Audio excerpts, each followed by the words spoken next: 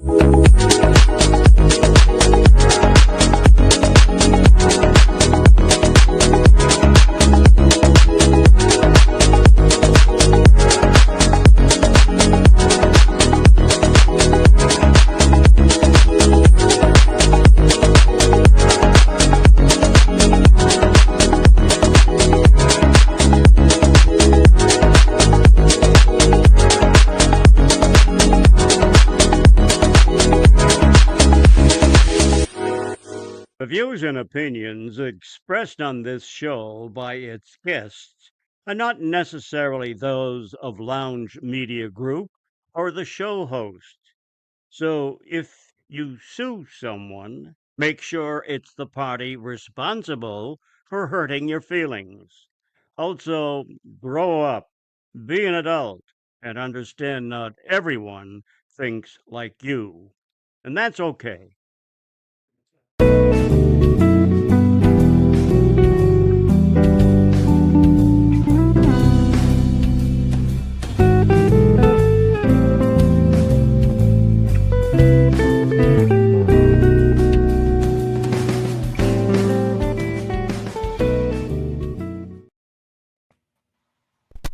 What's Papa-lacking? What's that? What's Papa-lacking? That's my new one right there. What's Papa-lack? Oh, man. Oh, Lord help us. We're off to a fantastic start. Oh, I know. Mr. Cowboy, man, it is so good to see you. How are you doing today? I am doing well, my friend. How about you? I'm doing fantastic, dude. I have had an absolutely phenomenal week. Had a great day, man. Super productive day. Got done like all my work by like 10 o'clock. And man, I went and hit the gym, went to the grocery store, came home, did the dishes. I mean, dude, I just like bam, bam, bam. I was done with everything by like 1:30, man. Now I'm just hanging out with you crazy cats. There you go. Crazy? Yeah. Nah. Coming from Pedro Potato. Oh, there's no denying I'm crazy, man. I got the medications to prove it. I mean, I have never said otherwise. There you go. Nothing like being self-medicated, right? Yeah, Pedro is actually one of them fancy institutions that lets you run podcasts. That's right. That's right. These walls are white because they're padded. And ribbed. That's right. Yeah. Lee, what's up, man? How you doing, brother? Good. Just trucking along, enjoying the Friday. Where you at? Or where y'all at? Just getting ready to cross into Kansas on 35 out of Oklahoma. Oh, nice. Y'all headed towards the house or what? Yeah. Yep. We sat all week and didn't get anything, so it's time to go home. Wow. Gotcha. Where we all sitting at? We were Houston, then went up to the Truckers Paradise truck stop, checked that out, and then Oklahoma City, and 2:30. I said, let's go home. So, What kind of trailer you pulling there, Lee? low pro stretch. Okay, I was about to say if you had a reefer behind you, I'd be able to help you out if you're down in the Houston area sometimes. There was some stuff down there, but we're so heavy, Yeah. and I can only permit for so much. So, Yep. Nothing wrong with going home. No, especially for Father's Day, too. You want to get home. Mr. Potato, how you been, brother? Jeff already asked me that. Oh, yeah, Jeff already did ask me that. Man, fucking Or man. asked That's you how you know that. he wasn't listening, Jeff. Golly. Don't you listen? I was listening. He was. Well, you gave Jeff the cliche answer, man. I know. I know. It's just habit, though. You know, I mean, I get it, bro. You know, like we just ask each other how our days go. Mondays, man. That's how Mondays go. You get the real answer, you know? Yeah. The question is, or Alex Hagen, you need That's my buddy. I already messaged him on Facebook. Thank you, Jacqueline. We appreciate it. Thank you. I don't think I'm a father, but thank you. Hopefully not. Lord help the world. What about you, Hunter? How have you been since we talked to you Wednesday? Oh, it's been a great week, man. Business is flowing through. Working on some import side of the wine business, getting back into the drayage. So I got some stuff coming out of Houston, working on some stuff out of Norfolk. Talking to everybody out of, just I don't know where the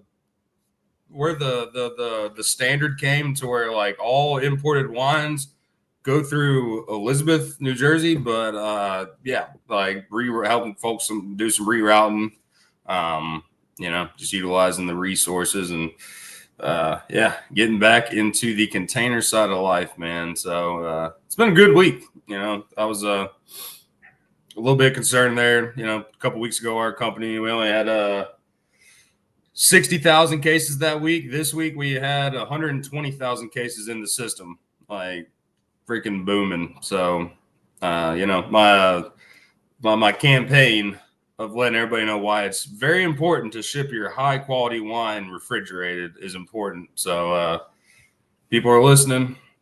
So, yeah, man, it's good, bro. Doing the damn thing. What about on the non-work front? Everything copacetic? Oh yeah, bro. I've been poolsiding it, getting back into the fitness side of life. Not so much lifting and all that, but just moving, sweating, losing some pounds. freaking getting them toxins out. So Hell yeah, yeah, man. bro. I feel that. Fishing shit, hasn't dude. been too great, but when Yeah. is it ever? You got plenty of time, man. You know, you got plenty. There's always time. Yeah, Yeah. I just haven't put my best foot forward on it. But And you know. maybe you just caught all the fish where you're fishing at. Maybe that's all it is. Maybe you just got to go somewhere. Well, here's the real thing. I just need a boat, and this fall I am working my way towards getting a nice bass boat. So stay tuned on that. The SS Lounge. I love that. Oh, that would be The good. Aquatic Hound, dude. I might call it the Aquatic Hound. Hound. I like that. That's Yeah, good yeah, right the there. Aquatic Lounge. Yeah, I like that. The Aquatic Hound Lounge, man. We keep trying to kick Lisa off, Jacqueline, but she keeps getting back on somehow, and I think we got to block her. Funny. Oh, there she is. How you doing, Miss Lisa? I'm good. I had a little technological problems today. I couldn't hear, I couldn't speak, I couldn't see. Hopefully it's all fixed now. Lee, Sounds you like know, hey, you can fix that, man. You just got to lean over a little bit with your hand and just, you know, hit the reset button on the back of her head, you know? Yeah, but I was going through a scale at that moment, so I don't think they'd like that. Yeah, well, that's true. We would have liked it if Lisa would have recorded that. We would have loved that. That would have been great. We could have all gone viral together. Lisa, where are you at? I'm sitting right next to him. What did he tell you? Dude, it's so funny the way they're on screen. You can literally see the whole cab of the truck. You know what I mean? Like there. Oh, there I am. Did you buy the My same truck? phone. Yeah, we're in the same truck. My phone holder wiggles and it doesn't sit good on it, so I have to hold it. Jacqueline asked, what's y'all's 20 again, guys? I think she wasn't tuned in yet. I-35, mile marker 218, northbound, Oklahoma. There we go. Roll into the house, Jacqueline. Roll into the house. What you gonna do? What y'all gonna do? Actually, before we get into just the BS talk, let's go ahead and get this news out of the way, and then we can continue the BS talk. Because this affects the drivers out there. So, Lounge Media News is always brought to you by AR Doc Pro and sourced from Trucking News Hub.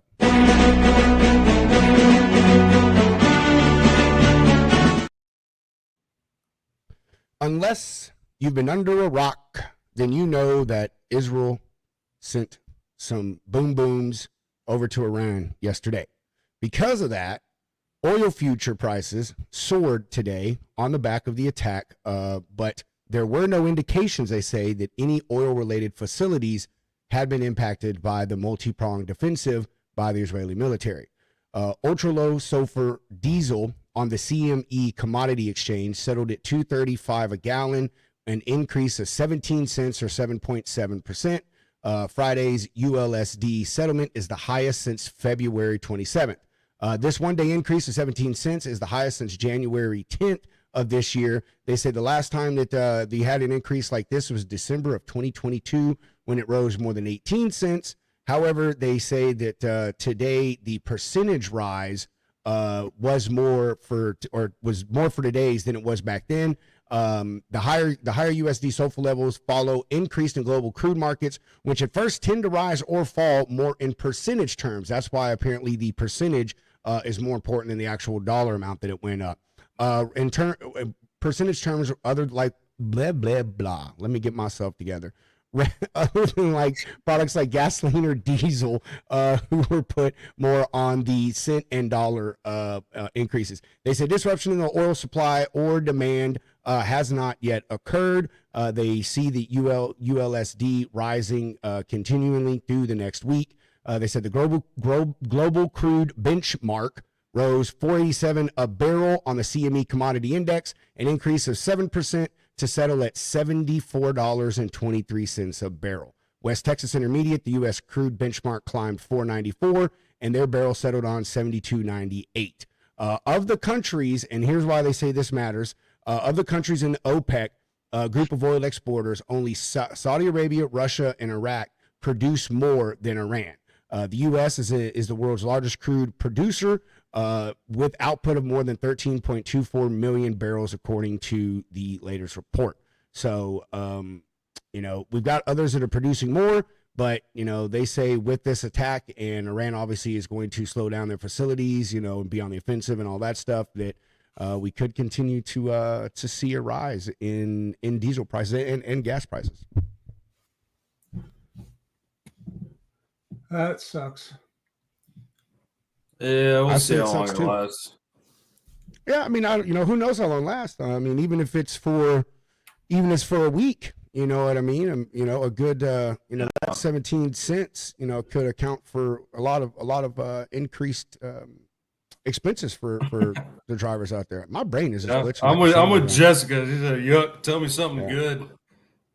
Hey, Jessica, the good thing is the gas prices will get lower. The diesel prices will get lower after this spike. So that's a positive. Something good. Ooh. Great song. Well, let's hope so. Love that song. Hey, it's even a better song though. What's that? The intro for Mr. Jeff Dickinson, ladies and gentlemen, the co-host of the Logistics Lounge.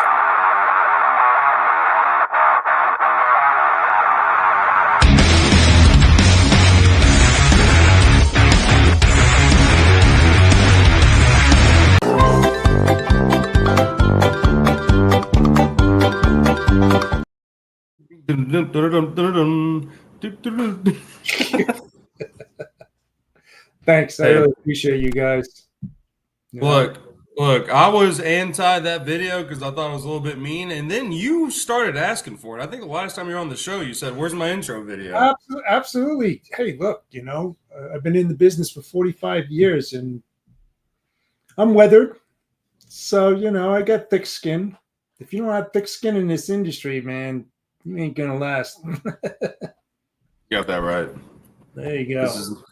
This is not a job. It's not a career. It's a lifestyle, and it's not for everybody. No, it's a freaking safari. That's what it is. It's the Wild West. I've always called it the Wild West, and that's it. Come to fruition, man. Yes, sir. All right. Now we got that out of the way. The news and Jeff's intro video. Now we can get back to the subject at hand. Well, as long as you're done with the news, I want to talk about that for a second now. Okay, People seem to forget when fuel, not too long ago, late 90s, early 2000s, fuel was $63 a barrel. What were we paying? $1.10 a gallon, 99 cents in Missouri. If you look at the grand scheme of things, diesel's, all right, $72 a barrel. Does that justify $2 more a gallon that we're paying for it? No. Everybody has a real short memory when it comes to that. It's a good point. Yeah, I don't remember how much it was like per barrel, but I mean I do remember how the gas prices went down, and the last time I remember them getting crazy before COVID and then continuing to stay kind of high like they are now was it 2007ish to like 09, something like that. I remember we had a Navigator back then, and it cost us over $100 to fill that damn thing up every time we went to the pump. Like gas was almost $4 a gallon here in Texas. It was nuts. But yeah, but back then barrel prices were, I think the highest I remember hearing it got like to $1.13 or 113, 114 a barrel, and gas it was up $4 and $5 a gallon. Okay, so now we're back down at 68, 70.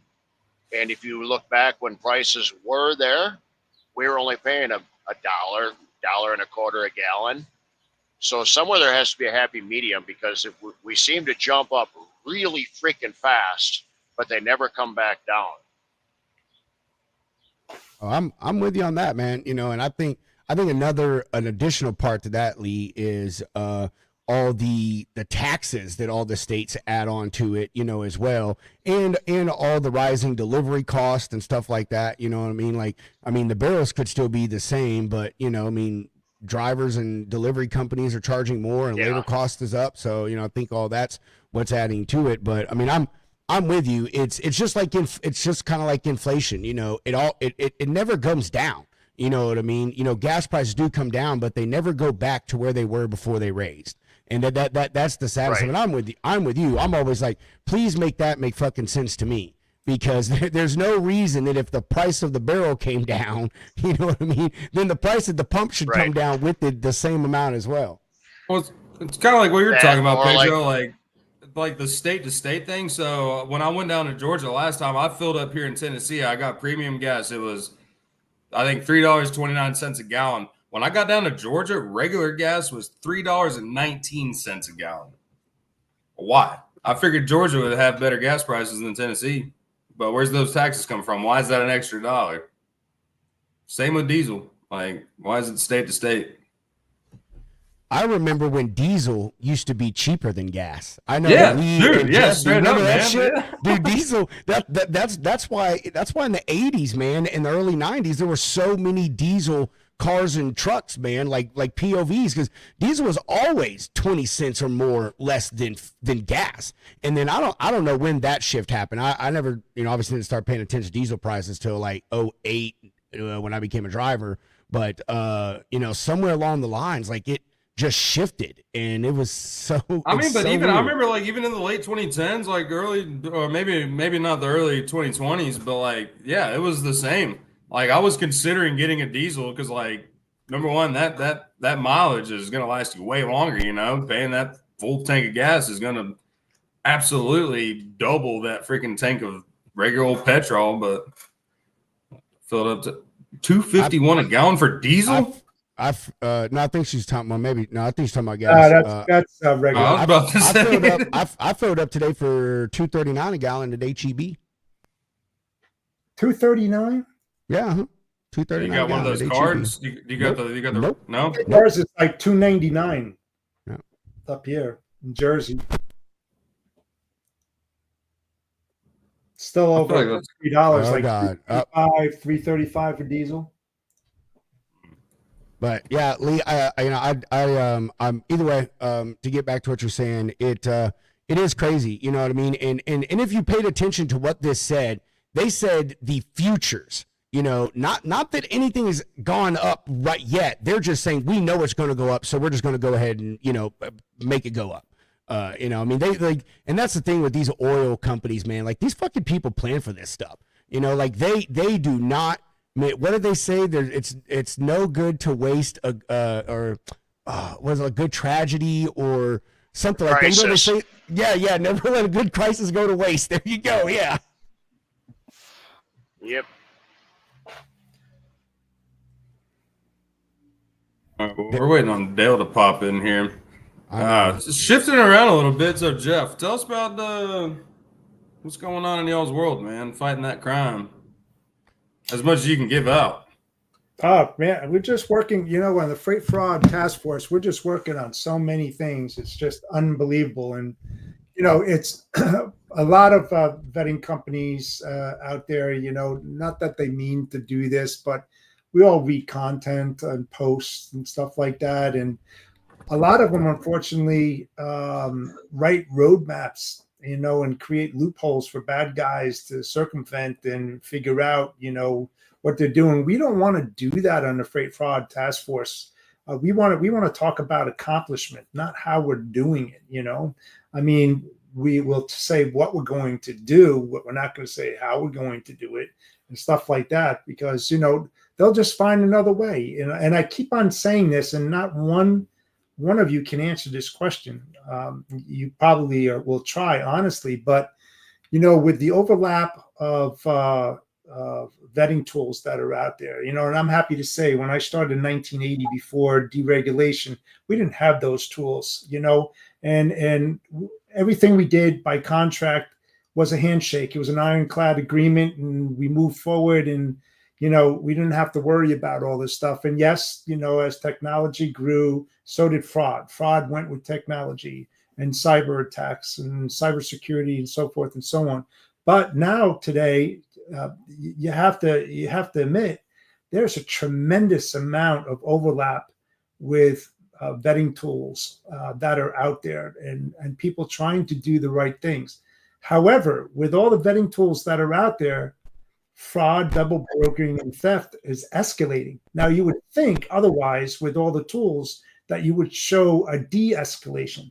And a lot of companies that are out there that are going out in the field and stuff like that, it's profit bearing, and you would figure profit bearing organizations and who sponsor them would have, a say in what they do. Yet you don't see all that happening. We need to have more collaboration. It's not just us, but we're asking other vetting companies out there to join in the effort, in the collaborative effort, because you may have something that I don't have. Pedro may have something I don't have. I may have something that you don't have. But if we work together on a common ground with the same narrative to get the bad guys and scumbags out of this business, we can make headways. But we are working on several niche type things that nobody has considered, and I can tell you one of them. We're pushing very hard for TWIC cards across the country for everybody that touches freight, and the TSA has the TWIC cards for the maritime, but we need to go that out. And I've been saying it for well over a year that it's going to be leveled down and go to brokers. I mean, what's a TWIC? A TWIC is a transportation worker identification credential, right? What's a definition of a transportation worker? It's someone who moves his freight, touches freight, tenders freight, moves freight, ships freight, you name it. So everybody that does that should have a TWIC card and be verified. The one thing that's good about that, it's not a simple application to do over internet. You have to do it in person. You have to be there, biometrics, all of that kind of stuff. It will get rid of a lot of the scumbags out there, because I don't think a scumbag, unless they got a lot of balls, are going to walk into a place and try to work them over to get a TWIC card if it's a mandatory requirement. So that's just one of the things that we're trying to do. And it's going to help the good ethical guys out there. That's what we want to do. I'm gonna boycott this, Jeff. I'm not getting my TWIC card, man, because then as a broker, when I'm out there screwing over carriers, then they're gonna know who I am for sure. I can't be having that, man. Like, no, dude, what kind of sense does that make, man? Come on. Hey, it's like a fake ID, man. Just get a fake TWIC card. There you go, fake TWIC card. There we go. No, man, I'm joking. Hey, I'm down. I know exactly where the TWIC office is in Houston, so I'm all. Oh, but I mean, dude, I remember Pedro when we were at the Broker Carrier Summit there in Fort Worth. That was one of the things that really stood out to me when old Ken Riddle was standing up there with old Dale, man, was the first talking one that said that. Talking about the TSA, like, hey, you guys have facial recognition, they have all this technology, but why is the FMCSA refusing to accept this technology that is proven to work? Like, you were talking about people stepping on airplanes, but when we're talking about people driving, like Jeff said, 80,000-pound freaking buildings on wheels. Come on, like it should be a simple process. You're all in the government. That's an easy translation, man. People, if companies can do APIs and get all that shit integrated, why can we not put that into effect for the people that are on the road doing this business? Like, maybe it's too easy. Do they like the money that's coming in? Like, come on.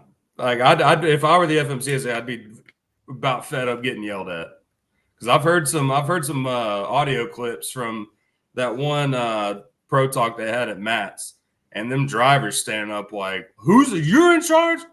Why aren't you doing anything? And they're like, that's the question. I want to hear from Lee. Yeah, Lee knows what's going on, man. Well, I agree that everybody should have a TWIC, but I find it funny that we got a TWIC when they first came out, and then, okay, Florida ports don't accept the TWIC. They have their own TWIC. And my biggest question about the whole TWIC card that's a scam is you have all these drivers that are coming here that work in the ports and East Coast, out of Jersey and stuff like that. I was pretty sure that the TWIC, you had to be a U.S. citizen and all of that to get a TWIC. How are all these guys getting TWICs and getting into the ports and hauling containers? when left and right on X are complaining that they're being misclassified and mistreated and used and everything else. Well, how are you getting into the ports to get containers? And nobody can ever answer that question for me. Well, I've heard they have maybe not chauffeurs the word, but people that will walk in with you pretty much to pull them out. But yeah, because I have to pay for that. Yeah, an escort. Escorts. There you go. Escorts. I refused to update my TWIC after it expired because they weren't using it. It's like Houston doesn't use your TWIC. They don't go through the biometrics. You don't get a fingerprint scan anymore. I don't remember my damn password. It's like, whatever. So I just let it expire. But yeah, no, if you go back and look at videos for the FMCSA, you want to see a heated argument. Look when the problem is people going. I'm trying to think of who was in charge. Joe De Lorenzo. Else's TWIC in. Hold on, Dale. We lost you there for a second, brother. No, I think Dale's having a seizure. No, he's got a problem with his internet connection.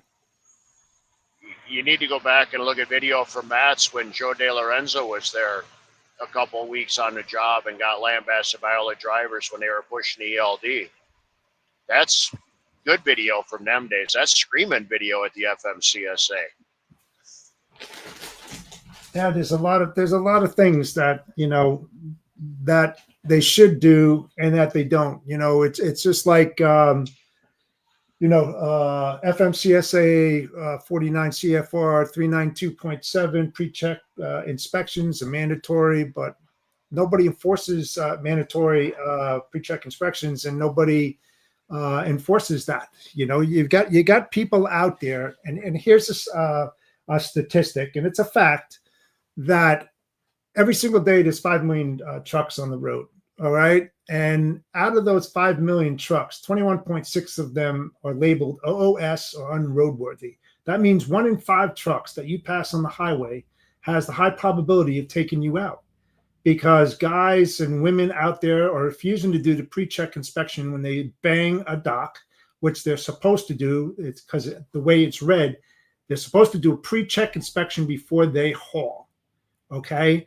And when they move from their terminal to the dock, that's not a haul, but they rolled. They could have hit something. They could have sliced a tire on the way over there. That's why they have to do that 15, 20-minute check. I've done it before. I'm not a truck driver, but when I was working for Panasonic in North America and I was managing over $120 million worth of freight, my brand, image, and reputation was inside that truck. And I was number one on safety. And anybody that banged my dock, I wanted to make sure that they had my narrative and they ran with it. And I made sure when I negotiated my rates and talked to carriers that each driver did that because they represented me. And so my dock supervisor and the driver would walk around there. If they had a hole in their trailer or they had a bad tire or anything, I would refuse to load them. You get that thing the hell out of my place. All right. And you go get it fixed. And when you have it fixed, come back. You know, I didn't care about the delays and shipping out or anything because people that I answered to knew exactly that. And it was like, if you want to save $700, it might be the most expensive savings that you ever did in your life, because it takes one damn accident that could shut this freaking place down and have a nuclear verdict or a thermonuclear verdict. And if you don't get that through your thick skull, I don't know how else you're going to do it. So that's just a lot of stuff out there that drivers refuse to do. And another thing that I've heard multiple times, and it's just not me. I don't get paid to do that kind of stuff. Oh yeah, that tells me that you are an irresponsible driver, that you don't care for your fellow Americans, your shipper, or even your family, because you could go out there and crash, you know, and your family doesn't have food on the table. You're not paying your bills. So how irresponsible of drivers is that? I tell it the way it is. I don't care if people agree with me or not, but it just seems it's common sense. And nowadays, common sense isn't too common anymore. Lee, what do you think about that, Lee? Have you heard that, man? Like drivers out there saying I don't get paid to do pre-trips. I've heard that shit. I heard Oh, it yeah. when I was a driver, man. What do you got to say about that as a fellow driver that's out there on the road, man? How does that make you feel? They're lazy. And on a side note, my mechanic has a hell of a time getting paid from the owner of this truck. He's been waiting years to get paid. That's joking as I look at her. I know, because you're the mechanic. Yeah. I always complain, or I tell people, you wake up every morning, whether or not you get out and inspect your truck, that's on you. I don't care. But you signed that everything was okay with your truck. If something is broke down or something breaks or this and that falls on you. Nobody but you. And I've hounded my one son because he got a CDL and runs truck, and I kept telling him, I said, you do stuff legal and safe. And I says, because it's your license. You check everything out, it's your license. No matter what your boss says, it falls on you. So I don't show any mercy toward anybody that gets in trouble for shit that they should have checked. Now, does stuff happen? Yeah, it does. It's a machine, it's gonna break. But just getting out and checking your stuff, that falls on you. Exactly. I think I agree with Jeff. I think you're a lazy, no good, not good for nothing driver if you don't do a pre-trip every single day. I'm serious. And if I was a transportation manager or a terminal manager or something at a truck company and I didn't see you do a pre-trip, I would do everything in my power to fire you on the spot. Absolutely. I am serious as a so am I. heart attack, man. So am I would have no room for a lazy person. Actually, I wouldn't even say lazy, for an inconsiderate human being like that on my team. Like, I don't give a damn. I don't care about your license. I care about the other people on the road that you're putting in danger. And secondary, I care about my maintenance bill, because, boy, I tell you what, you can imagine the money you could save on your maintenance cost if you just did pre-trips every day, man. Could you imagine if a pilot? Could you imagine if a pilot didn't do a pre-flight inspection? Right. Yeah. No, seriously. Right. That's spot on. And you know what? It's funny that Dale just mentioned that, because we were getting ready to go on a flight, and I'm sitting there, and I see our plane, parked there, and I see, the pilot walking around, and he went to the right side, and he was looking at the landing gear, and he's looking at the flaps and all of that. Next thing you know, he goes on the other side of the plane. He goes like this. And I said to myself, something's not right here. And sure enough, 5 minutes later, we're going to have to, there's going to be a delay of 2 hours. We're getting the plane replaced. It's got to go into maintenance. They found, or whatever it was at that time. And I was like, no shit. Dale and I were just talking about his point, and it's just like it happened right there in front of me. And I was like, what a valid point, man. What a valid point.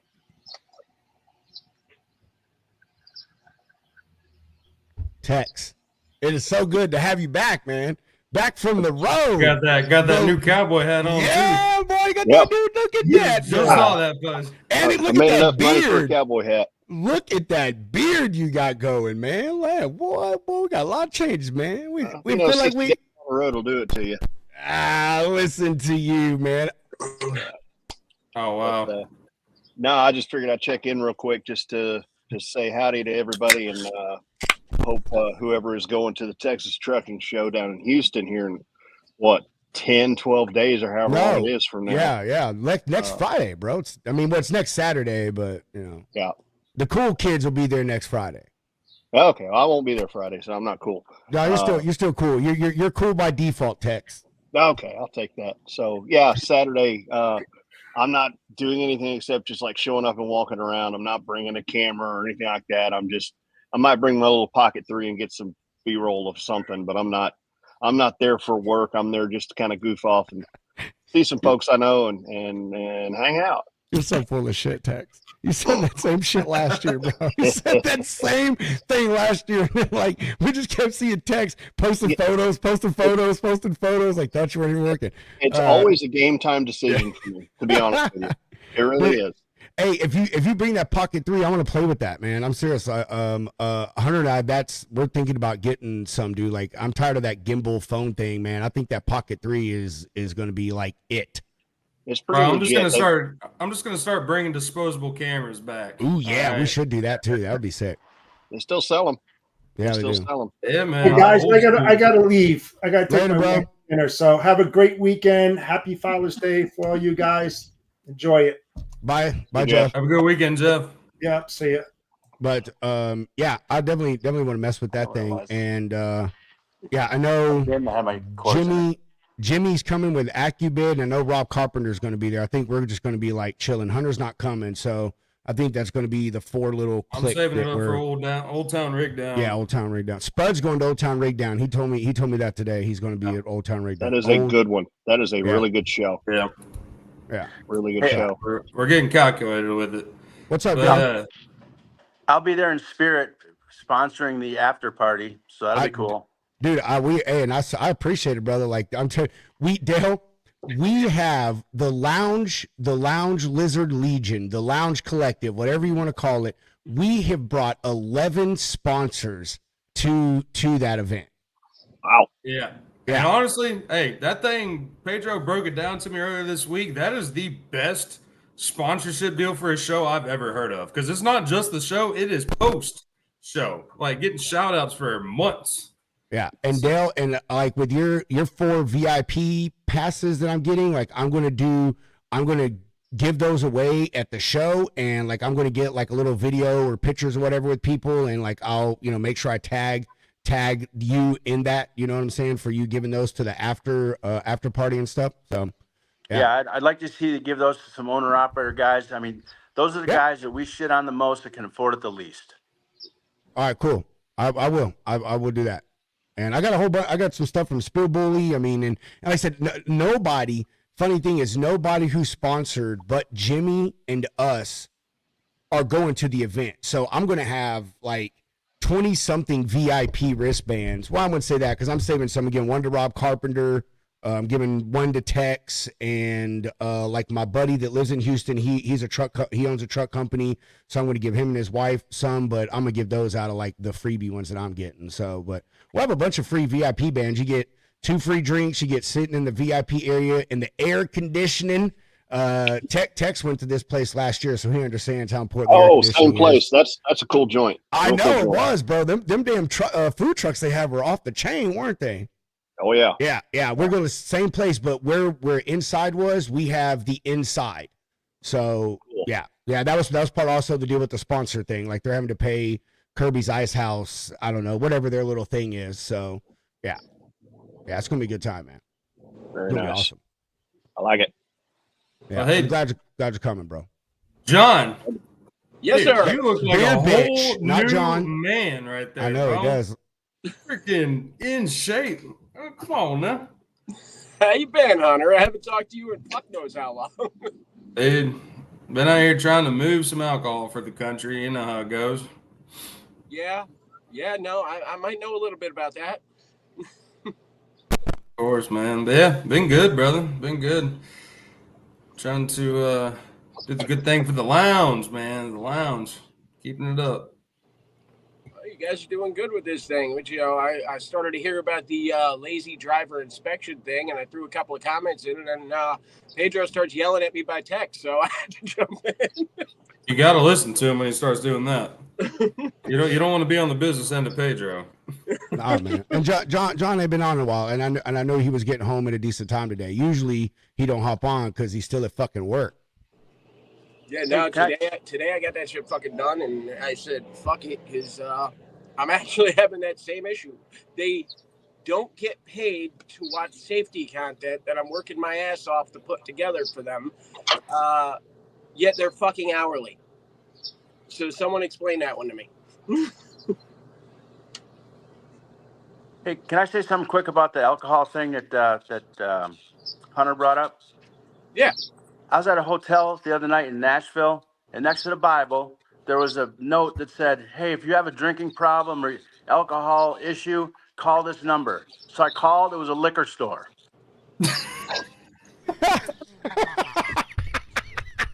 That's Nashville in a freaking nutshell Whoever right thought of there. that is a genius. Yes. We're in the Bible, baby. Come on. Got to get them spirits in you now.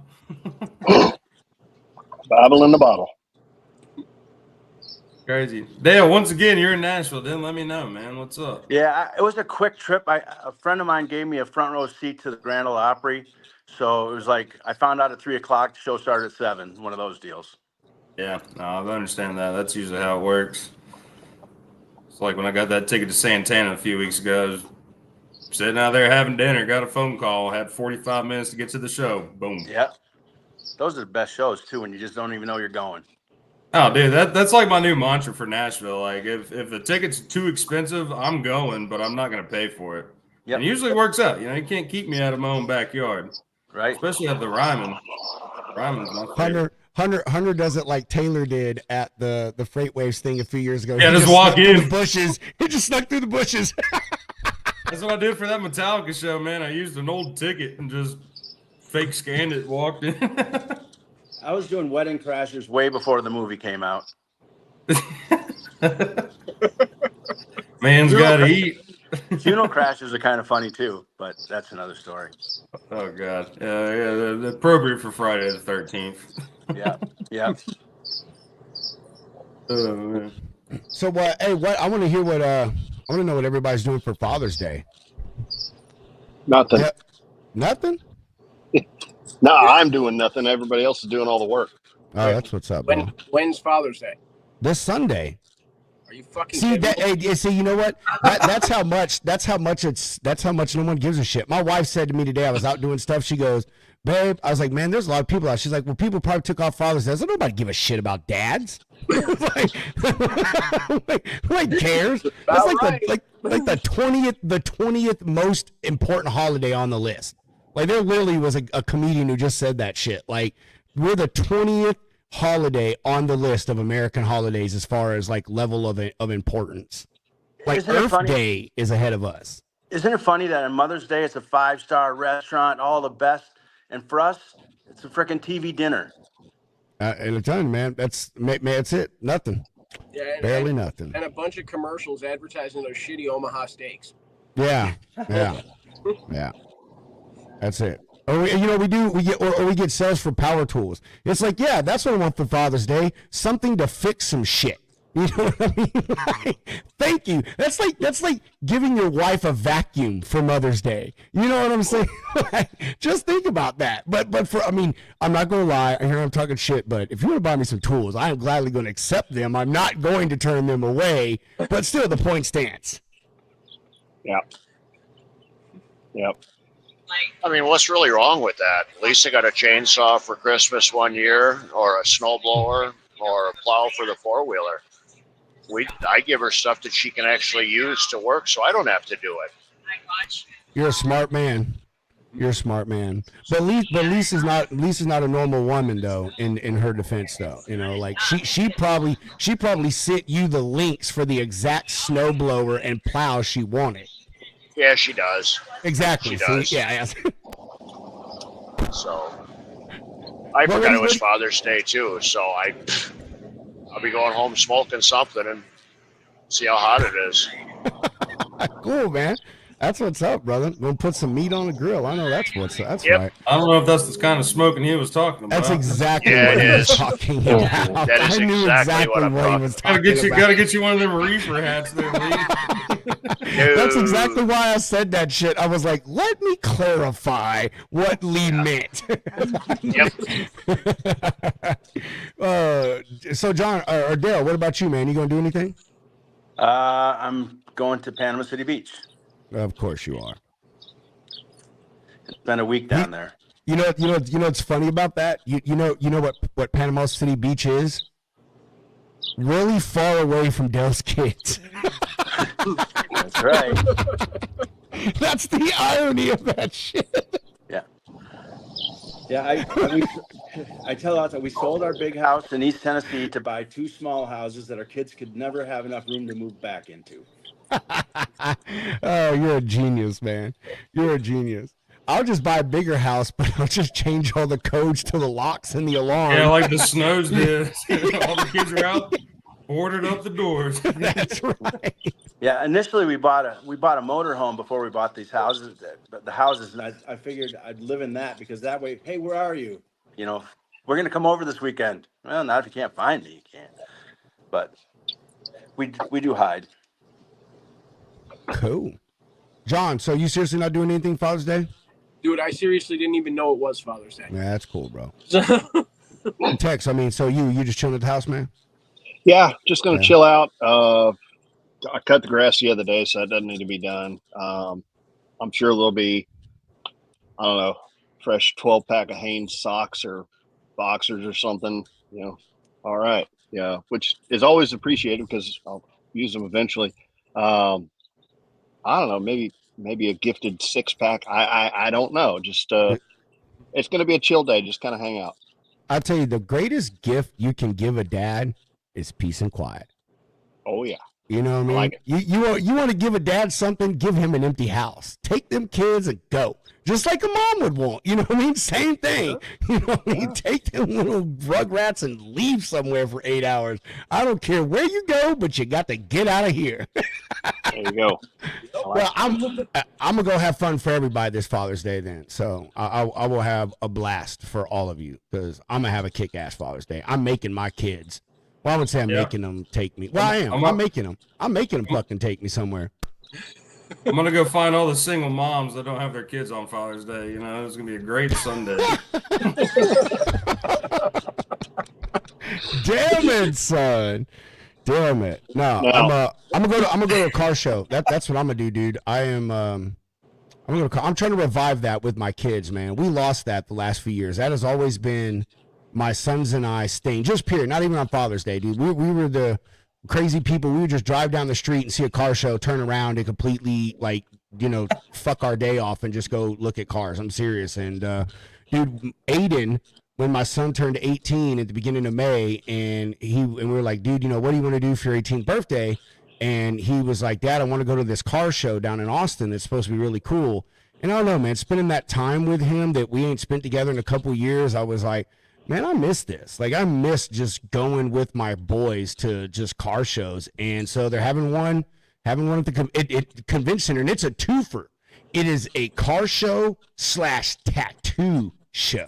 So I may get my kids to buy me a tattoo. No, I'm joking, but yeah, but yeah, man, that's what I'm gonna do. I'm gonna get my sons to take me out to lunch, and we're gonna go to a car show, dude. I even told him, I said, you know me, I don't ask for anything. I think like Father's Day, Mother's Day, Valentine's Day, I call those Hallmark holidays. They did not exist for forever. Like, literally, Hallmark Company came up with every single one of those fucking holidays. Them and Sears and Roebuck.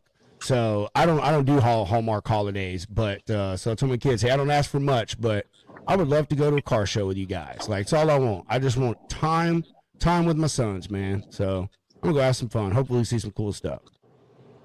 Very good. Yep. Very, very good. Right, you need to get lounge tattooed on your forehead. Nah, I would never do that. Never ever. Be cool. Or like a lizard right here. Nah. Jail style. I always tell my kid, hey, I told both my sons, you get as many tattoos as you fucking want.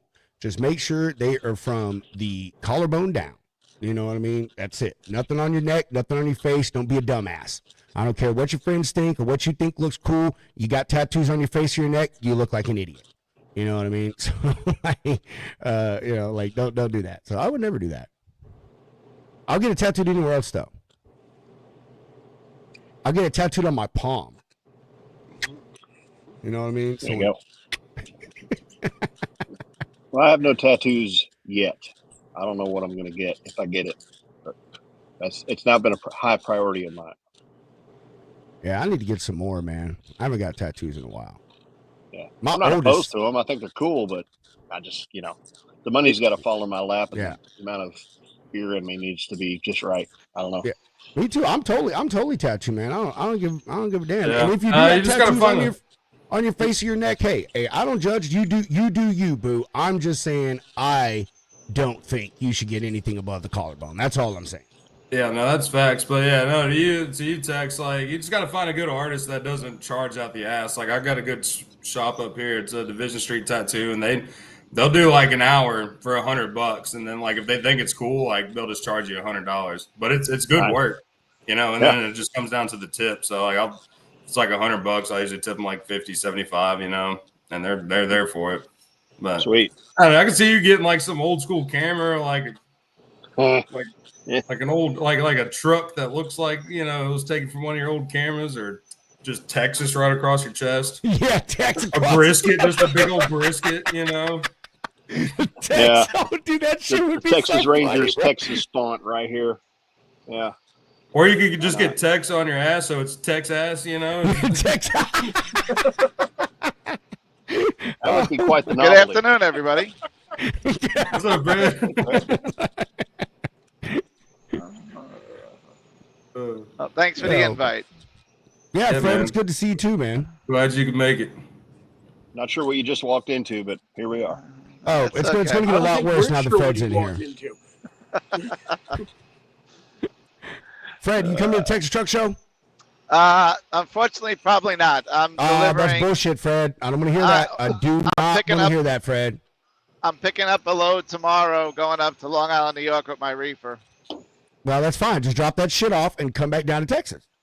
Well, maybe. You never You got know. a week, Fred. You got a week, and you run paper logs. I don't want to hear that crap. You could be back in Texas by Tuesday if you really wanted to. Okay. Hey, give the poor guy a break. Of all places, he's got to go to fucking Long Island. Hey, Fred has to buy another Rolex. All right, he needs to keep it moving. Hey man, you got that fancy trailer now. Yeah, Fred, you start coming to more of these truck shows, you might win something there in the working class. Oh, I would never do. I don't really care about that. I just like to have fun. But Dude, that truck looks good, man. Yeah. That trailer turned out so good, man. I forgot you told me you were going to get the stripes and stuff put on it, man. Like that thing looks so Yeah. good, Fred. Thank you. Yeah.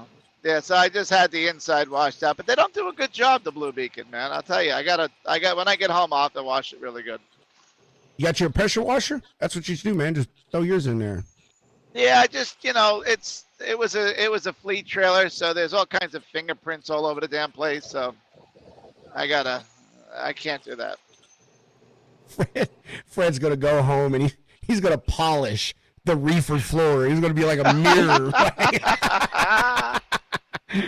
It is aluminum, you know. Yeah, dude, that's fucking funny, man.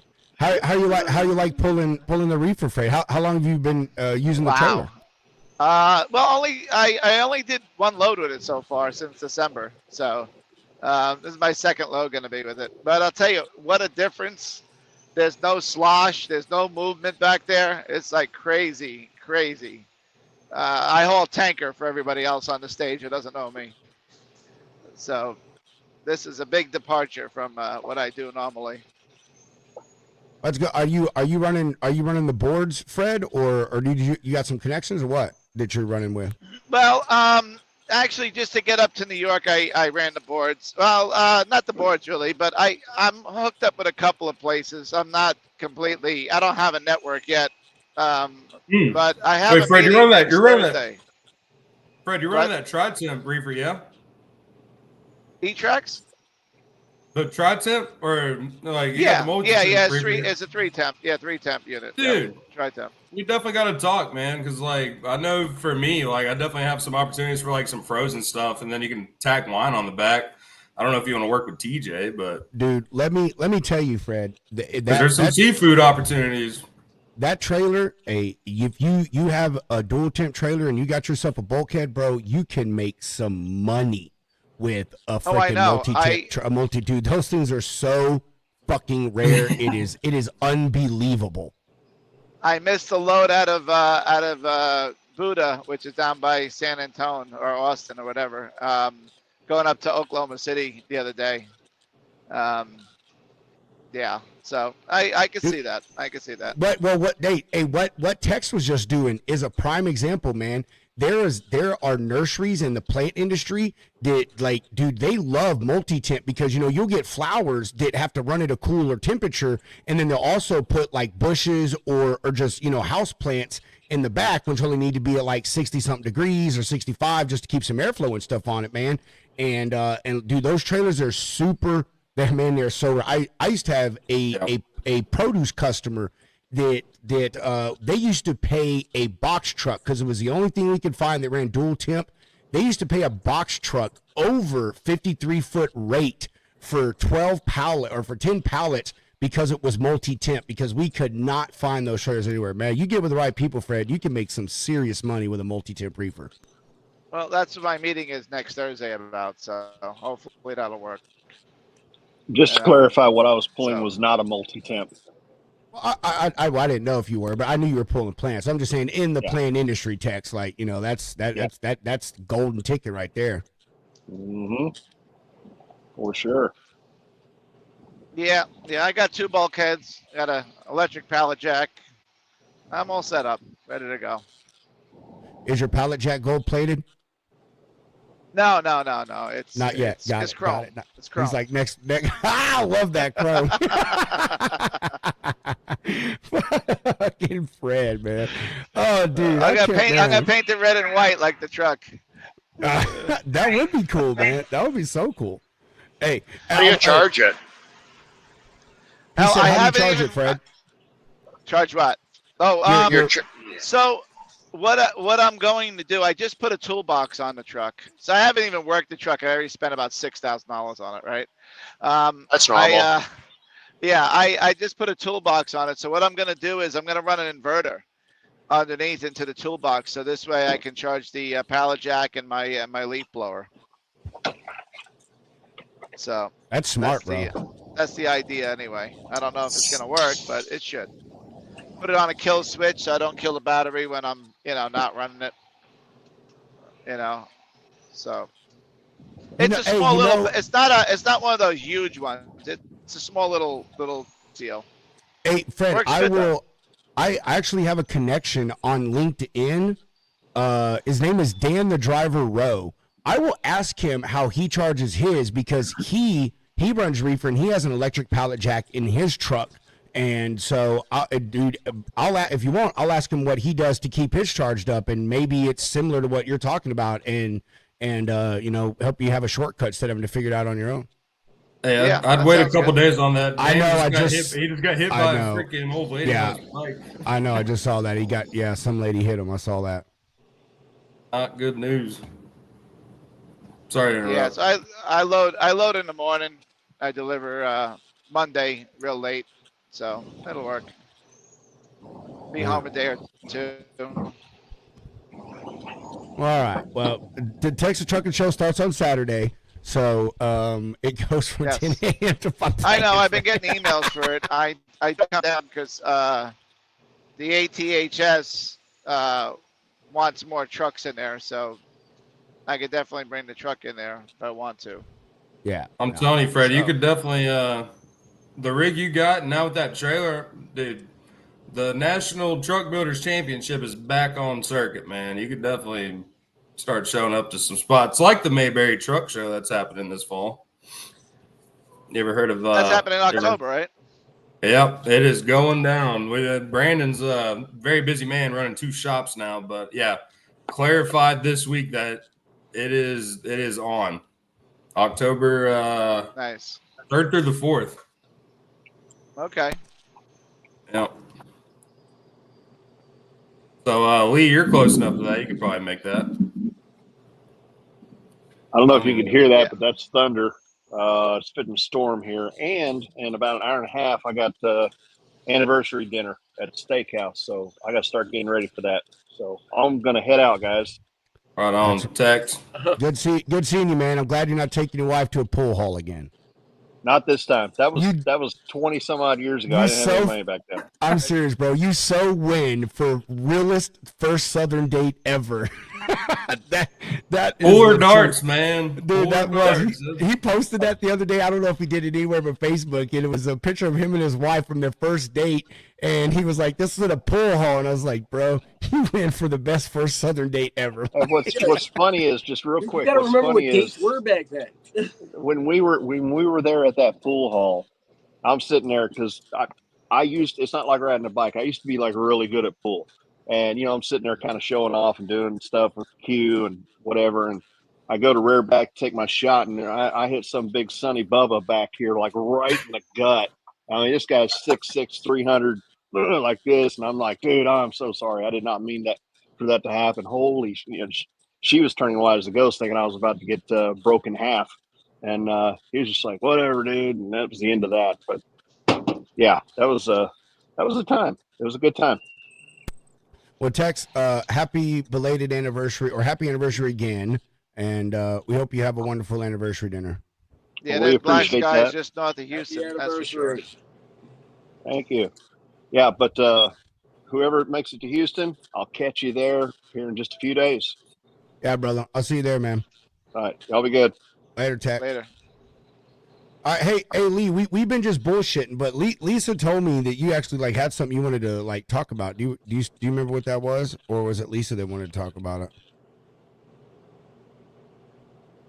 I can talk about it. It's just a comment period FMCSA put out that they have to ask Office of Management and Budget for approval to extend the request that they can collect information. And they're asking for 4 specific parts of the criteria. I don't have the bill number handy right now, but I guess we can text it to you, or Lisa can. But I found it funny because when I first read it this morning at 3 o'clock, the way we read it and half asleep, it's like, holy shit, can we get rid of the ELD? Because that's the way I first read the paragraph of it. But then further reading through, they're trying to ask about being able to collect all the information. And it was just that people need to get out and comment, and they're still asking to collect all your fuel receipt information and toll receipt information and where you're at, for rods. And my mind is, all right, it's 2025. When I get fuel and I stop my truck, the place I purchase fuel from doesn't necessarily run my fuel card at the same time that I got fuel. It might be an hour later. Yep. So your times don't match, because I've had that happen where people have come back after me, carriers, and say, well, you falsified your log. Your time didn't match when you got fuel. I'm like, look, lady, I have no control over the ELD kicking on. I got out of the truck, I swiped my card, I put fuel in, I took off. I don't care if it matches. I can't control my ELD. So I guess our comment's going to be more along the lines of, this information is BS, and nobody has tolls anymore either because everybody has Best Pass. It's all electronic. So, but it was just to make everybody aware. FMCSA's got a comment period on it. Cool. Well, Man, they can plug appreciate into that, bro. my ELD if they want. Yeah. And Well, left lane lefty said what's up, Lee. I don't know who that is, but nothing. Yeah. Well, Charles Bundy. All right. The other thing that I don't agree with is under MAP 21. Well, from the Patriot Act, that's what caused them to be able to do all the tracking on their trucks. Okay, I have an ELD. Why don't you need the tracking anymore? Whether I'm driving 5 hours around Houston or whether I'm driving 5 hours down the road. 5 hours of driving is 5 hours of driving. It doesn't matter where I'm at. So, I don't know. Just, you sit and drive, you think.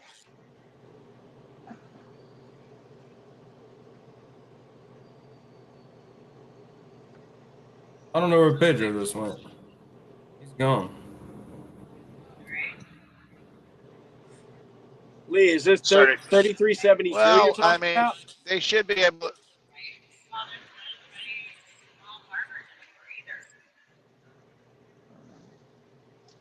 Am I Now freezing? we lost Oh, Fred. now I'm gonna get my hair all wet. No. I'm here. I just had to put it on the holder because I would turn into a yard here.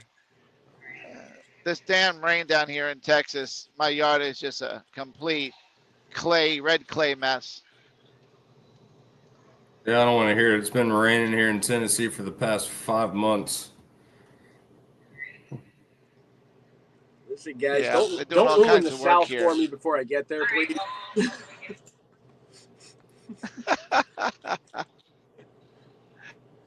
Oh, I like it down here. Don't get me wrong. It's not that it's bad. It's just little things after you're down here a while get to you. I thought you The were moving humidity. back up to New York there, Fred. Well, I am. I'm both. I'm in both places. Hold on a second. right I have on. to open this gate up. Oh, hey, speaking of which, Fred, hey, if you're still doing drayage down Oh. in Houston, we need to talk because I got some projects coming up. Yeah, I mean, I'm really available to do anything that makes sense as long as I'm not busy. I mean, the Yeah, meeting no, I it's have not a whole Thursday- bunch. It's like 5 containers coming up, and then I got another customer that has one going up to like Austin, but yeah, I know you've talked about it before, but Right. you got that new fancy trailer now, so I wouldn't blame you if you said no. Well, it's not even that. It's like I said. It all depends on what I got going on. What I'm gonna meet about next week is actually steady work. So, which is nice for this trailer. So if I get that, then I don't know what I'm gonna do with the other stuff I got. Might be selling a tanker and a flatbed. Who knows? Never can tell. Yo, Lefty, I see your comment here. Check your messages, brother. I sent you a link to the show if you can hop on. Lefty is the homie.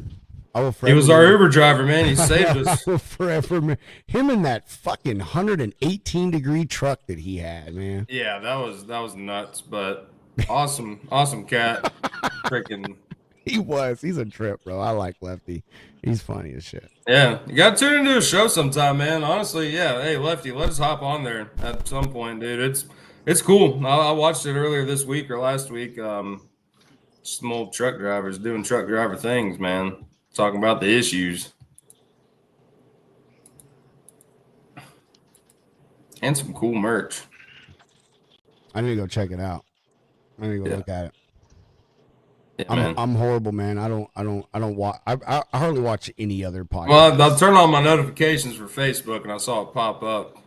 Sitting there eating some dinner. I've got too much stuff going on to always be watching everything. Like I tried my best, but I can't tune into everything. So you don't work for the government? I do work for the government. I'm a spy. That's what a non-spy would say. Exactly. I would be the worst fucking spy. I really would be. I would be the horrible spy. That would actually make you a good spy. Like, this dude's so bad at being a spy, there's no way you could be You're a spy. probably fucking right. You're probably right. Oh, Fred's giving us the grand tour of the truck. But we're looking at mud, Fred. Yeah. God, you're a horrible cameraman. Oops, not that one. Not that one. Oh God, not that one. That was not really nice of you, Pedro. Hunter's my boy, man, dude. Yeah, that's probably the dude. nicest. That's probably the nicest thing I've said to him all week. Yeah, you know, wow, look at that Fred camera. Fred, what the hell are you doing? I'm moving my pickup so I put can them on back the in. big screen. Dude, Pedro, we need to start doing this more. Just putting people on the big screen when they're not paying attention. Yeah, Fred, you're in charge right now, man. We're wanting to see that trailer. I know. Instead, we saw everything I'll but the see you. trailer. Yeah. Hold on, let me move my pickup. Oh, I'm running into the damn fence over here. I got the fence open. Lee, how far y'all going tonight, Lee? Where you stopping at? Somewhere in Missouri. Get past Kansas City. I don't want to deal with their bullshit protests tonight and tomorrow. Oh man, that's fucking funny, bro. Ridiculous shit. That's what that is. I understand that though. Hey, how was the Truckers Paradise, man? I want to go up there and check that place out. It'll be nice when it's done, but it is laid out way too big for lazy drivers, put it that way. You know, Well, maybe they did that on purpose. And she did explain that they did lay stuff out for guys to get out of their truck and walk around. Well, you better start putting more chairs in places because a lot of these guys are going to drop over. I don't know if you can see it, but let's. You tell me which way to go. Oh, look at that, man. Damn. Yeah. That looks so good, Fred. Damn, that looks so good, dude. I'm backing in blindside it right now, but that's okay. Oh. And Fred, he stopped right in the middle of the fucking puddle. You see that? Hey, that's what it is, man. They take it out. I was. Dude, my friend Casey, he still drives from McLean, and they were down in Houston the other day, and he took a picture of his truck backed into a parking lot that they were delivering, and the water was almost up to the hub on the tire trailers. They were delivering wearing mud boots. I call them mud boots. I don't know what the actual name is, but what all the concrete workers wear, come up to like your damn shin or whatever. That's what they were having to deliver out of the trailer in is.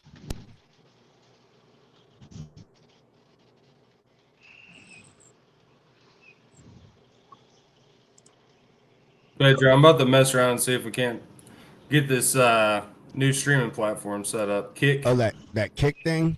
Yeah. Yeah. I think it wasn't working before because StreamYard didn't really. Yeah, it says it's on a beta test now.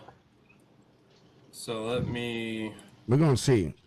I told you, I don't remember how to get into that thing. We set that shit up like a long time ago. Yeah, like last year. Let's see here.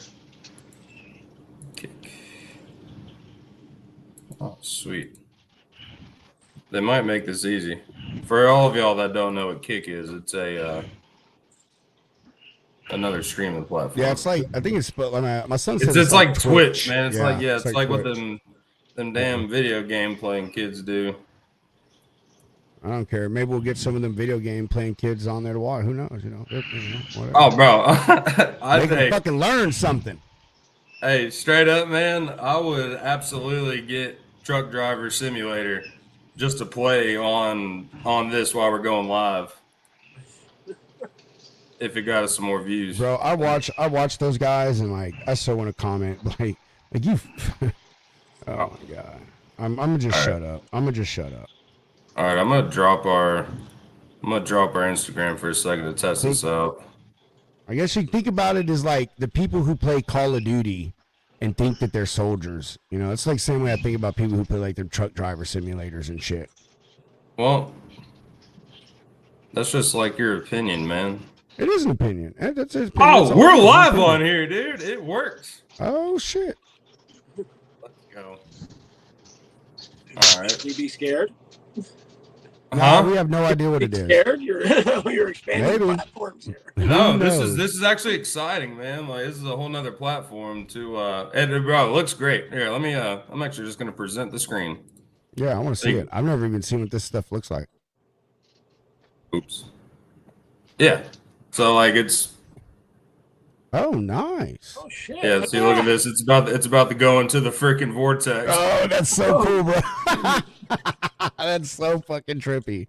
Oh, that's so trippy, bro. Dang, I can't even figure out how to get it off of there. Dude, that just keeps going and going. And then look at this. Yeah, the one poor kid that's chirping balls right now watching it. Oh my god, man. That's fucking funny. Wait. This is awesome. All right. Well, we got a project. Yeah. What's up, Kelly? Long time no talk. See if the messages come through. Boom! It does work. Oh, snap. Everybody go follow us on Damn Kick it, son. at the Logistics Lounge. Hell yeah.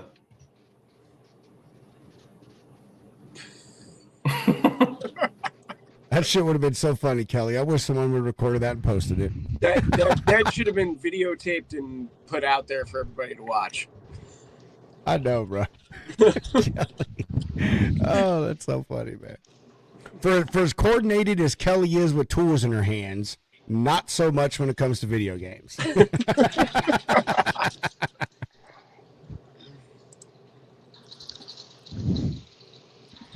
Well, is that your pee jug in your hand, Fred? You Get my hair all wet. Yeah. No. It's Cardio Miracle, actually. Cardio Miracle. Which you need some of that for your hair, Fred.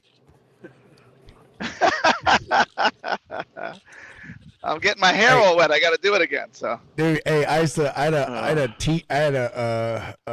not a teacher. I can't remember what the guy was. I think I worked on him and did fencing or something. But he was bald, and everyone used to give him shit about being bald.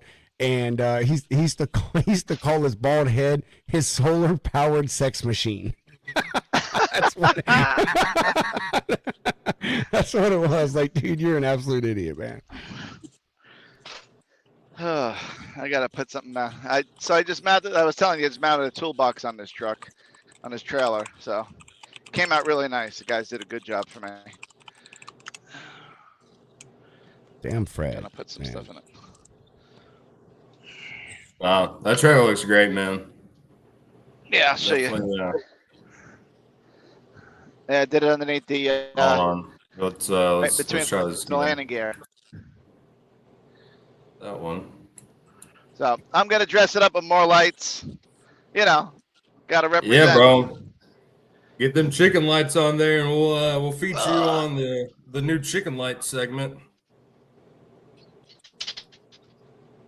What's that? The new it's like our Drake Break Wednesdays, you know, Rate the Jake Break or Cool Truck Thursday. We're still working on the name, but yeah, pretty much like Chicken Lights After Dark or something like that. People have been buying into it. Yeah, man. But yeah, light that thing up like a Christmas tree, brother. Dude, we've got some pretty good good pictures on the chicken light stuff too. Yeah, we do. It'll catch on. It'll catch on. I'm gonna put the phone down so I can put this box in there. I'll be right back. All right. Well, now that Fred's gone, we're just gonna go ahead and shut down the show.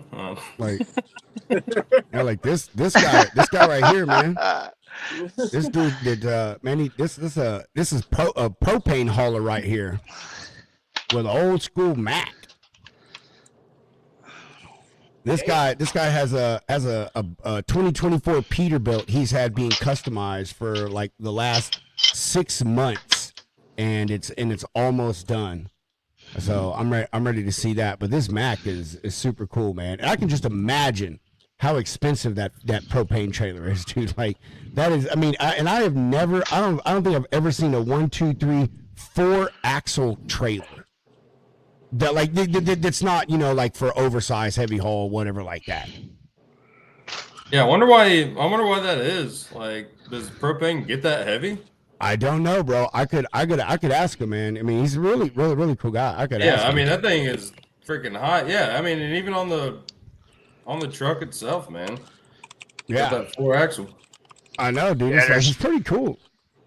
There's a guy up in Wyoming, Mintu Vander. He's got 4 or 5 axle fuel tankers he pulls for hauling fuel in Wyoming. I don't know. Fuel I could see, like, I don't know. I guess fuel I could see getting heavy, especially since like tankers are. What is tankers, Fred? What's the like the regular length for like 45 foot, isn't it? 42. Yeah, 42. So like, I could see you need to cut like the extra axles for like liquid fuel and stuff, you know. But I mean, I don't know, propane. It's like Hunter. I was like, damn, like, do you really get that heavy that you need 2 axles with 2 drop down axles? To be honest, Pedro, I deliver a load up to Michigan, and the asphalt tankers up there have 8 axles. Damn. They're 12,000 gallon. My trailer is 7,000 gallon. They're 12,000 gallon. They're loading like 58 ton on the trailer. Holy shit. Yeah, crazy. They get paid by the weight, you know. But I mean, that's a lot of wear and tear on equipment. I'm sorry. Yeah. Yeah. So I guess you're against the them upping the weight to 91,000 pounds then, Fred. Oh yeah. Yes. Yeah, I agree too. Only fucking idiots. Listen, idiots. Stupid. Most money per load I've ever made is when the load was really. I don't know. We heard something about the most money you ever made on a load was taking it in the rear. That's all I heard. That's what I heard. Fred's anti-side loaders, man. And I thought I was bad. What's up, Lefty? While I'm driving What's around, up, Mr. Hunter? It seems that most of the loads that I've done that are lightweight paid better than the ones that are heavy. I agree. I could agree with that.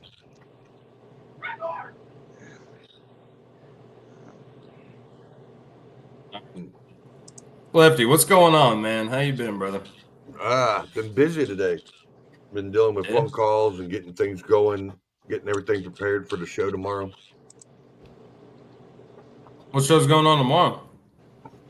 Well, there's a few things we're going to talk about. Some of the new DOT regulations that are being implemented, as they say, and then a couple other things that we got going on with some stuff with drivers and what they're dealing with right now. Oh, Left Lane with Lefty, the show. I thought you were talking about truck show.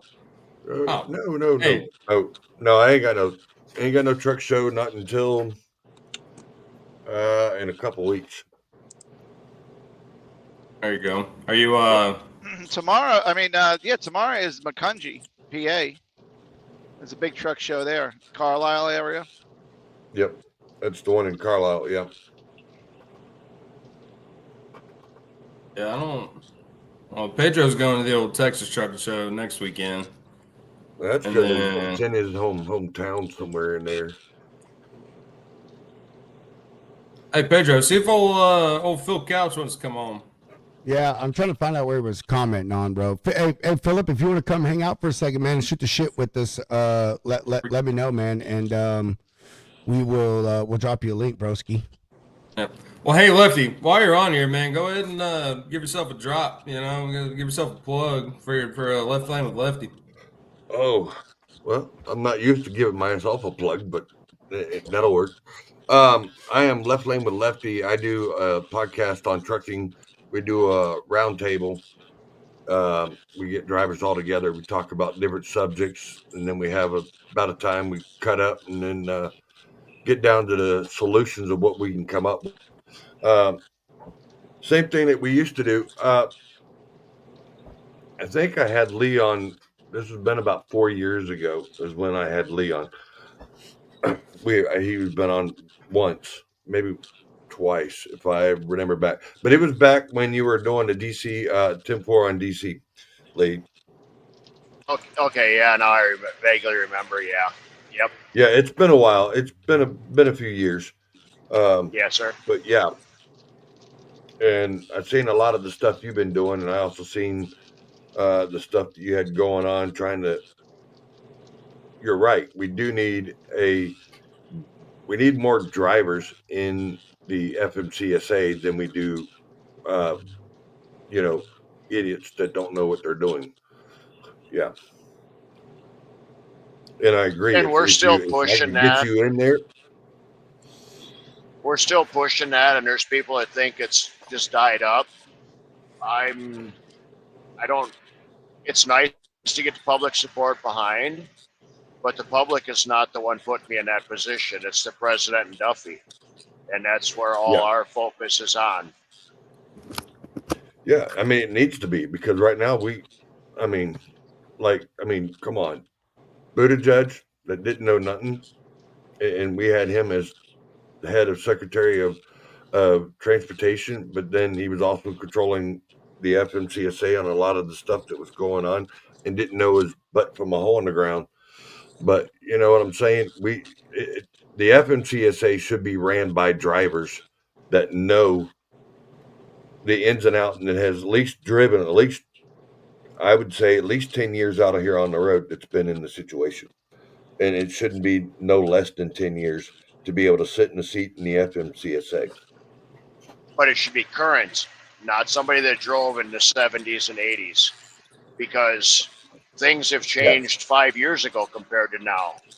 So yes, they have quite a bit.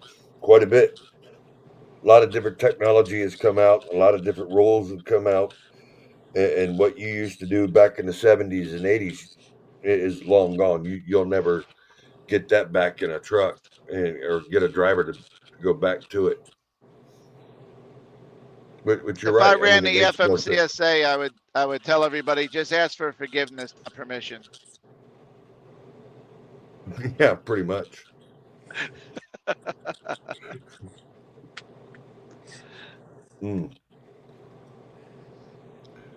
So is that still moving along? I mean, it's doing pretty good though, there, Lee. I mean, it's moving along pretty good.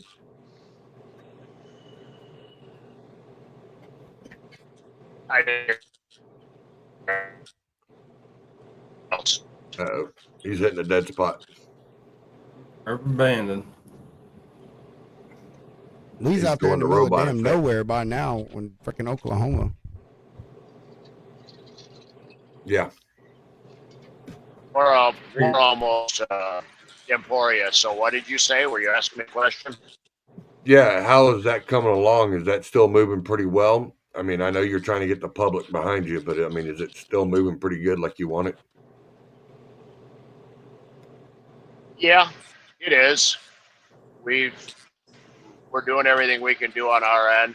So it's just a waiting game. It's about normal with government. Hurry up and wait. Hurry up and wait. A lot of fucking waiting. Yeah, more than it should be. I mean, it'd be nice to be able to cut red tape like Trump did and be able to get this stuff cleared up quicker. I put it this way: if we can have estimated delivery times on some of the shit that we're doing, then there should be like some kind of estimated service time on our fucking Congress. Maybe get something done instead of just fucking talk for 35 years and never shut the fuck up and never actually get anything done. Yeah. Well, you know what causes that? It's that money sitting there in that pocket. Here, give a 30-minute speech, but we ain't getting nothing done. Yep. I'm here for you, but my wallet's getting thicker. Exactly what it is. Ain't a single one of them there for anything but their wallet. That's and it's sad. It is anymore. I mean, at one time there used to be people that was respectable and it was worth having in there to vote for. But now it's the key thing is if you go to Washington, you're going to get rich. That's all they're thinking about, and that's all it is. It's no longer about the I small don't think guy any one of us were alive when the last decent person was in Congress. I'm sorry. McCain. No politics, Fred. Well, McCain was actually a decent human being. I think we lost Fred. Nah, we didn't lose Fred. He's been funny. You mentioned McCain, and he said, "Oh, shoot, gotta disappear." Listen, there's only a handful of people up there that are worth a shit. The rest of them are all bought and paid for, or they've been there too long. They all need to go. All sides. Start over. That's the thing, man. The unfortunate thing about and I'll focus this on trucking. So we can focus the political stuff around trucking because no politics, no religion, but we can specifically talk about when it comes to trucking. I think the big problem with this is, especially, or period, is it, and this may sound fucked up, is it's all about just the voting or someone, oh God, what's what I'm looking for, guys, when appoint or someone appointing you. Yes. Yeah. And the shitty thing is no one gives a fuck about your qualifications. You use Uncle Pete. That's what I call him. Old fucking Uncle Pete. That guy didn't know shit. Nothing. Not a single thing. That guy couldn't get in and get a truck into first gear if you paid him to. And they put that person in charge. And it's like that with law stuff. I'm sorry, but even the person that they have running the FMCSA now, the DOT, all of them. Do you have a CDL? Do you have a TWIC card? How many miles do you have under your belt? Can you even do a fucking pre-trip? Like, do you even know how to couple a trailer? Like, these are minimum things that you should know. Yeah, these are minimum. You know where the brake switch is? Yeah, man. And I honestly, I think that I feel that is the largest problem. Is we're just putting our buddies in fucking offices. You know what I mean? And people are voting for people just because they have some good stupid ad for something. No, man, what are your qualifications if you're going to run for this specific office, this specific thing? What have you exactly done? Where's your resume? I don't care about what speeches you've given. Like, big whoopee, I could stand up and give a speech. Anyone can do that. I want to know, what have you done in the specific area that you were trying to get this job for, this office that you were running for. And if you don't have the qualifications, I don't give a shit if you get 99.99999% of the vote. You don't get the, like, I mean, I know that sounds anti-American, but I think that we have to have some rules with this stuff.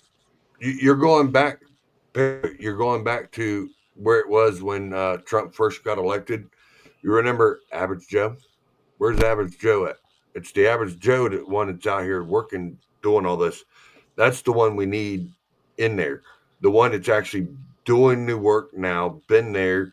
The one that you can count on that stays silent. That's the man that you're looking for.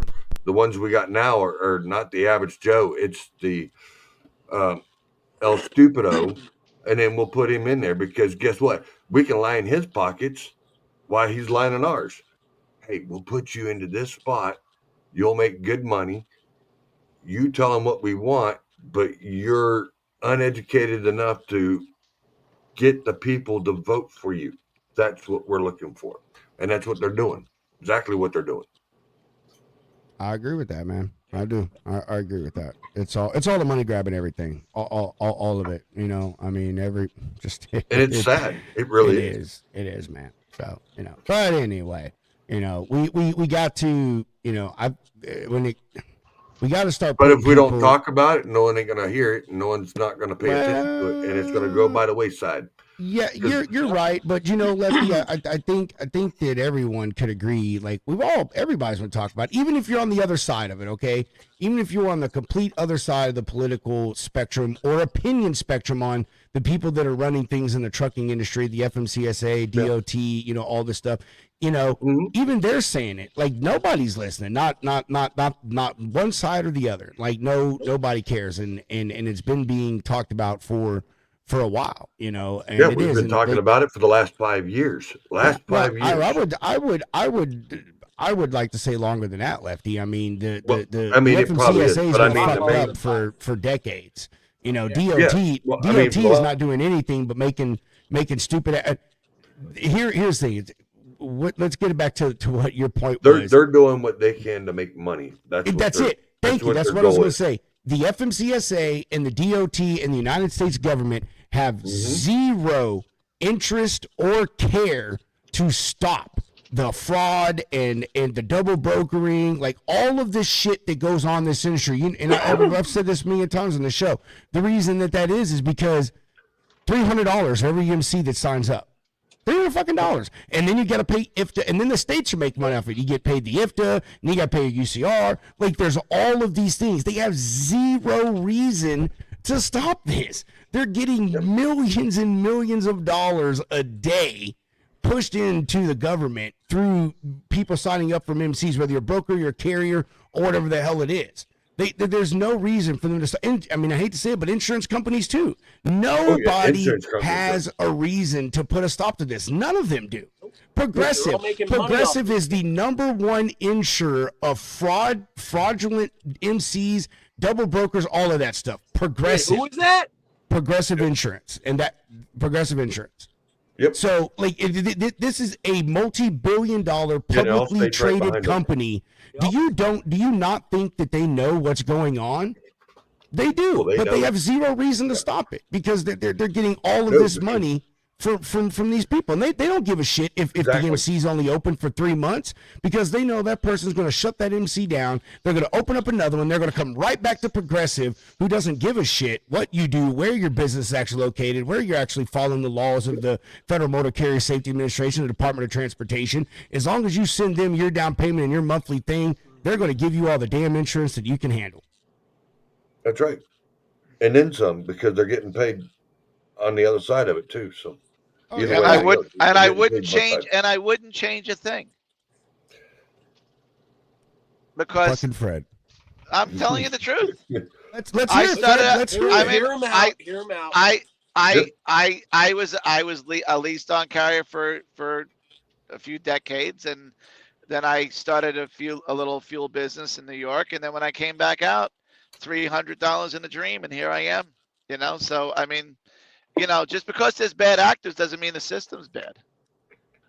No, I no, mean, you know. I honestly, Fred, I'm sorry. The system is bad. The system is bad. Like, It's and this because isn't they know towards you, too many Fred. loopholes. Yeah, Yeah, this too isn't many towards you, loopholes in Fred. the Like, I mean, Fred, you can't use yourself as an example when you are the exact opposite example of what we're talking about. The system is made But I for work people within- like you, Fred. I for work people within like the you. system. I You give me the rules, and I'll But I'll Fred- find my way around them. Okay, but Fred, all right, but we're talking here. How long have you been in the business? You had your MC, and how long ago did you pay that $300? At least 2 decades, at least. No, right? no, 2008. So All right, well, what- almost 2 decades. Okay, but Yeah, see, there you go. almost 2. Almost 2 decades. Things were different back then. Even in Not really. 2008. Even in Not really. 2008 We had there was fraud. It wasn't as prevalent because technology didn't catch up to us. That's a Yeah, point. exactly. Technology is- has that- made the that- fraud that much bigger. That's true, but see, there's the point right there, Fred. Where's the So FMC? is the system They're still bad, or is the operating in the technology, 1990s. or is the tech? Well, I still operate in the 1990s. I Hell, get that, but, when I closed the door in my house, it's 1950.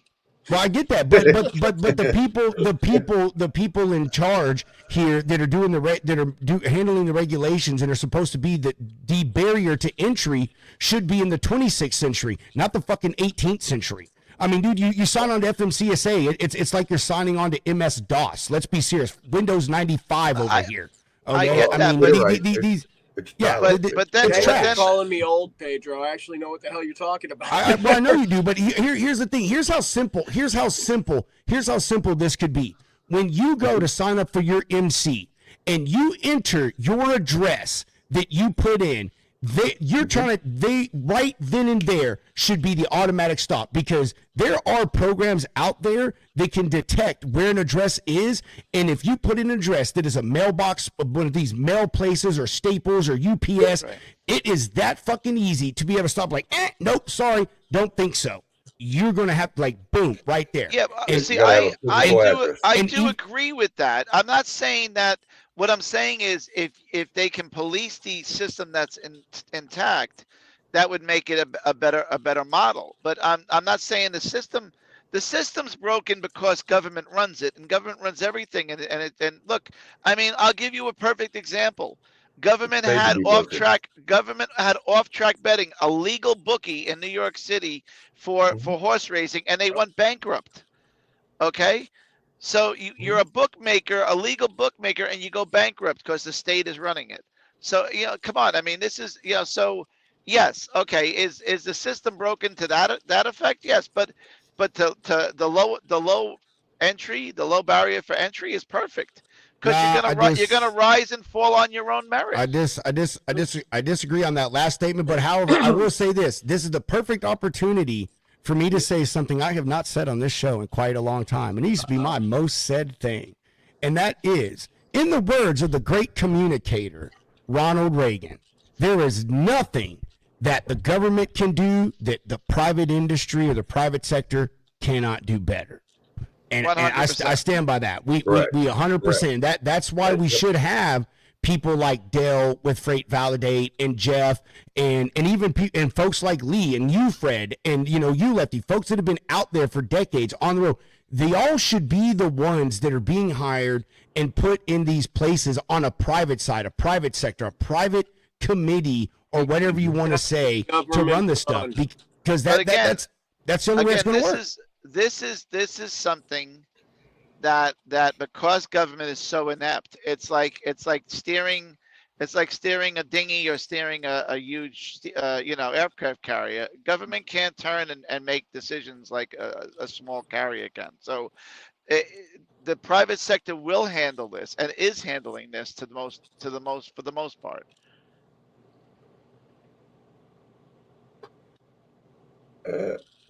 I mean, if someone were to go in, get access, well, you do have access with Safer, but I don't know how much access you have to cross-reference the address deal, because you see these stories all the time where there's 30 carriers in one address. So if someone can get that, make a database up with that somehow. I mean, I know it's all public information. It's just I don't know the nuts and bolts of that because Dale has like I all said, that already. Well, then so I mean, then that's a guy who should be either working hand in hand with government or utilizing his data to help other carriers and help brokers vet out these people. If people aren't using his site, then he's either marketing it bad or he whatever. There has to be some way to be able to prevent that. If I can if my company can have RoadNet linking to our phone, and we can actually take that phone and drop a pin, not at the place, but to set that geocode net location right where the delivery goes, so that the GPS, that commercial GPS we pay for, because nobody can read a map anymore, brings you directly to the spot of delivery. Not the front door, but directly to the spot of delivery. If that can be done, there has to be a way to prevent these guys from getting 30 MCs at one fucking address. Yeah, exactly. There is, John, but again, that's 30 MCs times $300. Where is the initiative to stop but that? Again, I understand it's not going to start. That's why you just said the private sector, Pedro, and that's what has to happen here. We have to police ourselves. But see, the problem is, it all comes back to greed. They're all about the money. They're not even. They don't care anymore. It's who is not about the money? I mean, I'm doing this for money. Everyone's doing this for money. I'm not doing it for money. And you're right. And even talking about the private sector, I don't do this for money. Here's the shitty thing about the private sector. But you don't make money. You don't drive. You don't do anything for money. I do not make no money. So how do you survive? You independently wealthy? No. You have a wife that makes 6 figures? Nope. Okay. Are you on a government dime? I'm having to be. What's that? I have to be. Okay. Well, then not that I want to, but I have to be. Okay. Well, then that's I'm not disparaging you. I'm just saying that people out here working are working for the money. Yeah. Well, I mean, I was. I was until a year and a half ago. I had a double brokering incident about 2.5 years ago. I did a load for a guy, and it was a little above board. It was just coming out of COVID, and I figured, all right, maybe he's still getting good money. And about a week later, I get called from some number in Alabama. He said, "Hey, you did a load up to Pittsburgh, pipe." And that was my load. The guy who gave it to you was fraudulent. So he paid me. Never paid the guy who double brokered it. But yeah, I mean, Yeah, I mean, stuff like that you have to watch out for. I mean, and I had that and on truck stop, that brokerage was rated A-rated. So because I paid for at the time I still pay for the all the credit ratings and checks and everything else. Now I didn't check how long his MC was open for. I didn't do any of that because it was a one-off. It was like, I had a customer with freight up in Pittsburgh. I needed to get back down to Texas, and that was a good load to go up there with. So it was a one-off. It wasn't like, but yeah, I mean, I could easily have been out that money, Yeah, that money, that fuel, and that time. Yeah. Yeah. Oh yeah. But it wouldn't have broke me. It just would have been, I mean, it would have been what it is. Lesson learned. And I had that Yeah. happen, and I ended up getting a hold of the actual carrier that had the freight, and he snapped on the guy I got the load from, and it ended up giving me a direct contact. I didn't know it was double brokered. Didn't know it until after it was on the trailer and going. So it happens. And that's Yep. the thing. You're not going to know until it's Right. too late. Yeah. And just real quick to get back on that, where I'm having to live off a government check right now, I was driving and doing everything up until a year and a half ago when I got diagnosed with stage 4 melanoma skin cancer that's not curable. So that was the reason why I am. Oh, where listen, I'm I'm at now. not. I wasn't No, saying it I'm just. to put you on I blast mean, or anything. no, Believe me. but I mean, everything that I do right now, the podcast, the truck shows, and all that, I don't make no money off of it. I don't. I do it because I love being around trucks, and since I can't be in it right now and driving, that just puts me at peace, being able to still talk to my friends and still be able to do what I can do, and still be part of trucking and still be able to get the info out there. So that's just me. Gotcha.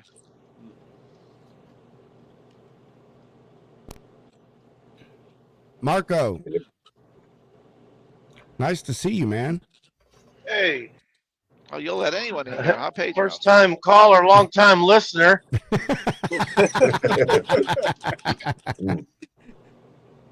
up, I brother? finally discovered how this thing works. You're Apparently, finally you awake. sent me many invites, and yeah, you sent me many invites. I guess I just now got smart enough to figure it out. Just click the button and click accept. You'll get taxed next week. It's not free, but thanks for joining us. Where you at, Marco? He figured out. I think I broke up or something. I didn't hear what you said. I think my phone broke up. What'd you say? What about paying, invoicing? No, don't worry about it. You'll find out. You'll find out. It's cool. Invoices in the mail, Marco. Invoices. Yeah, no, it's fine. Yeah, don't worry about it. It's a tax. I can send it. I can send it back, right? Yeah. We'll send reminders. We'll send reminders. Yeah. Been a hillbilly. Are you on the way down to Florida or on the way back? Back. Man, how's that new truck driving? It's still a love-hate relationship. I didn't know you got a new truck, Marco. Right? What'd you get? Yeah, it's not new. Well, new to you. Yeah, T660. Oh, cool. Did the old Pete give out on you or what? No, I just stripped it down, and it's just sitting in my yard, looking stupid. I'll be right back. Stripped out. Redneck lawn ornament. Got it. You're that All fucking stripped neighbor. Out. Yeah. I still got my other one too. Everyone drives through the neighborhood like, yeah, that's Bob. That's where Susan and Jim live. It's that fucking Marco guy, truck driver. I got a picture of his new rig, man. And then there's so Mr. bad. Green. It's not a bad looking truck. Oh yeah, man. I like those KWs like that, dude. I'm like, I like the old anteaters. Yeah, got that old split. Yeah, the anteaters. Yeah, Lefty. Yeah, man. Yeah, exactly. That's what I broke my teeth on. Was a T800. Yeah. Thanks for the flowers there. It's just another work in progress for sure. But I'm not sure if I'm gonna keep it or not. Just not sure. My very first truck was a OR Model Mac.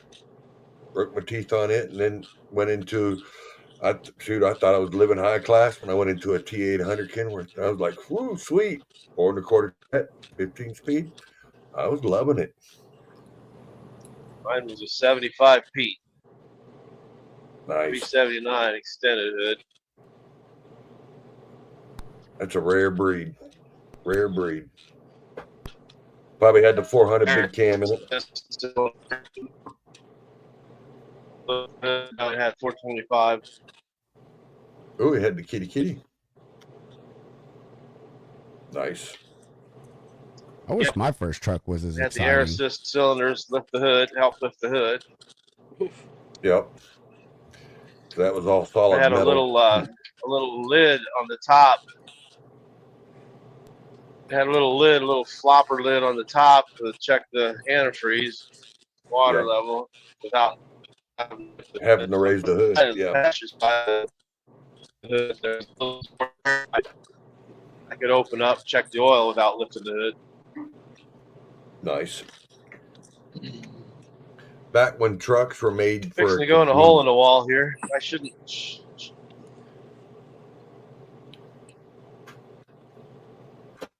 Yep.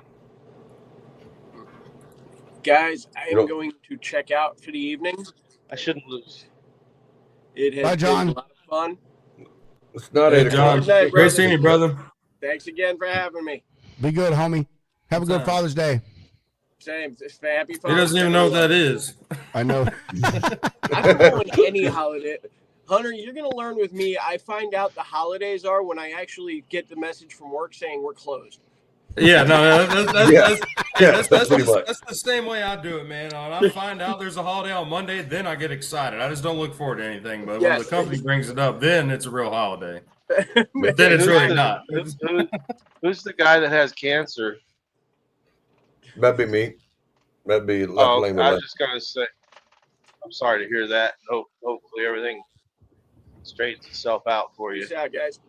We're working through it. I'm not letting it bother me. We're sticking to it, and one day at a time. Oh yeah. Yes, sir. I didn't know that, Lefty. Yeah. That's the reason why when you see me with the arm issue, that's because the left side of the shoulder blade, shoulder, and down the arm is ate up with it. Yeah. Well, they're moving around pretty good there at Large Cars Guitars. Good enough to drive me and old Pedro home. Best Uber driver in the world.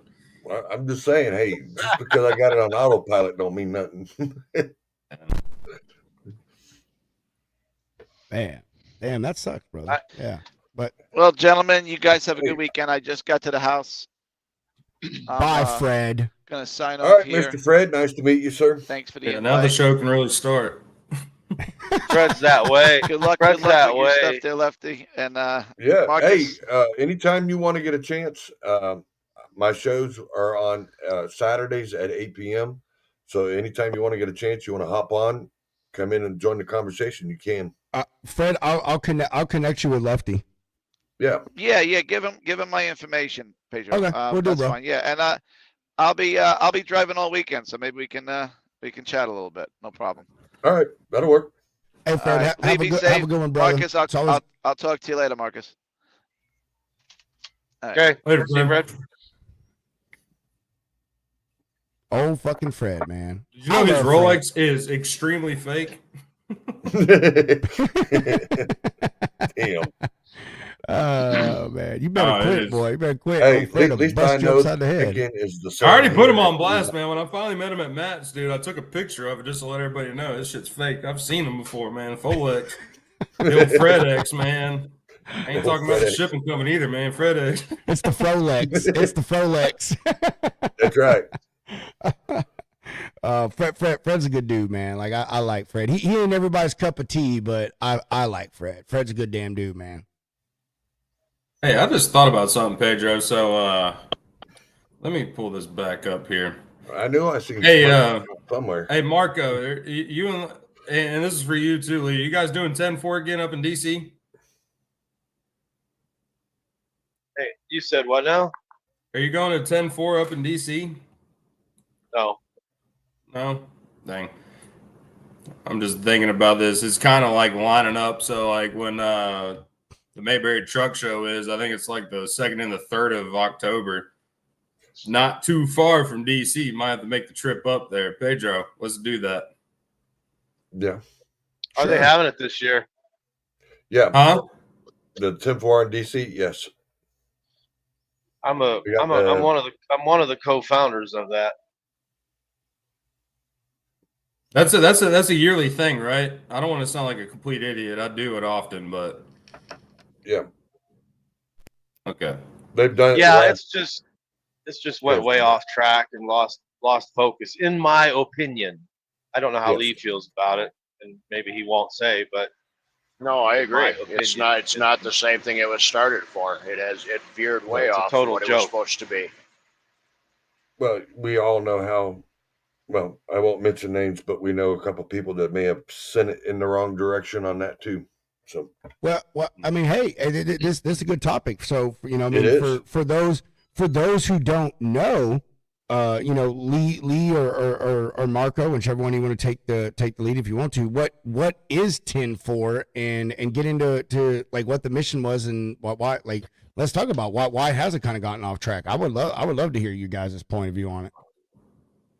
I'll give you my viewpoint. Well, I was not involved. I know Marcus and everybody else was. So, but from my point of view, what it was set up for was for a chance for drivers to park on the mall and set Yep. up meetings with their senators, congressmen, and everything else, and bring your viewpoint of what you do to them. That's the viewpoint I got. What it was supposed to be. And Mhm. Marcus can go ahead and correct me wherever, because I have never gone, just because it's always been on the wrong time.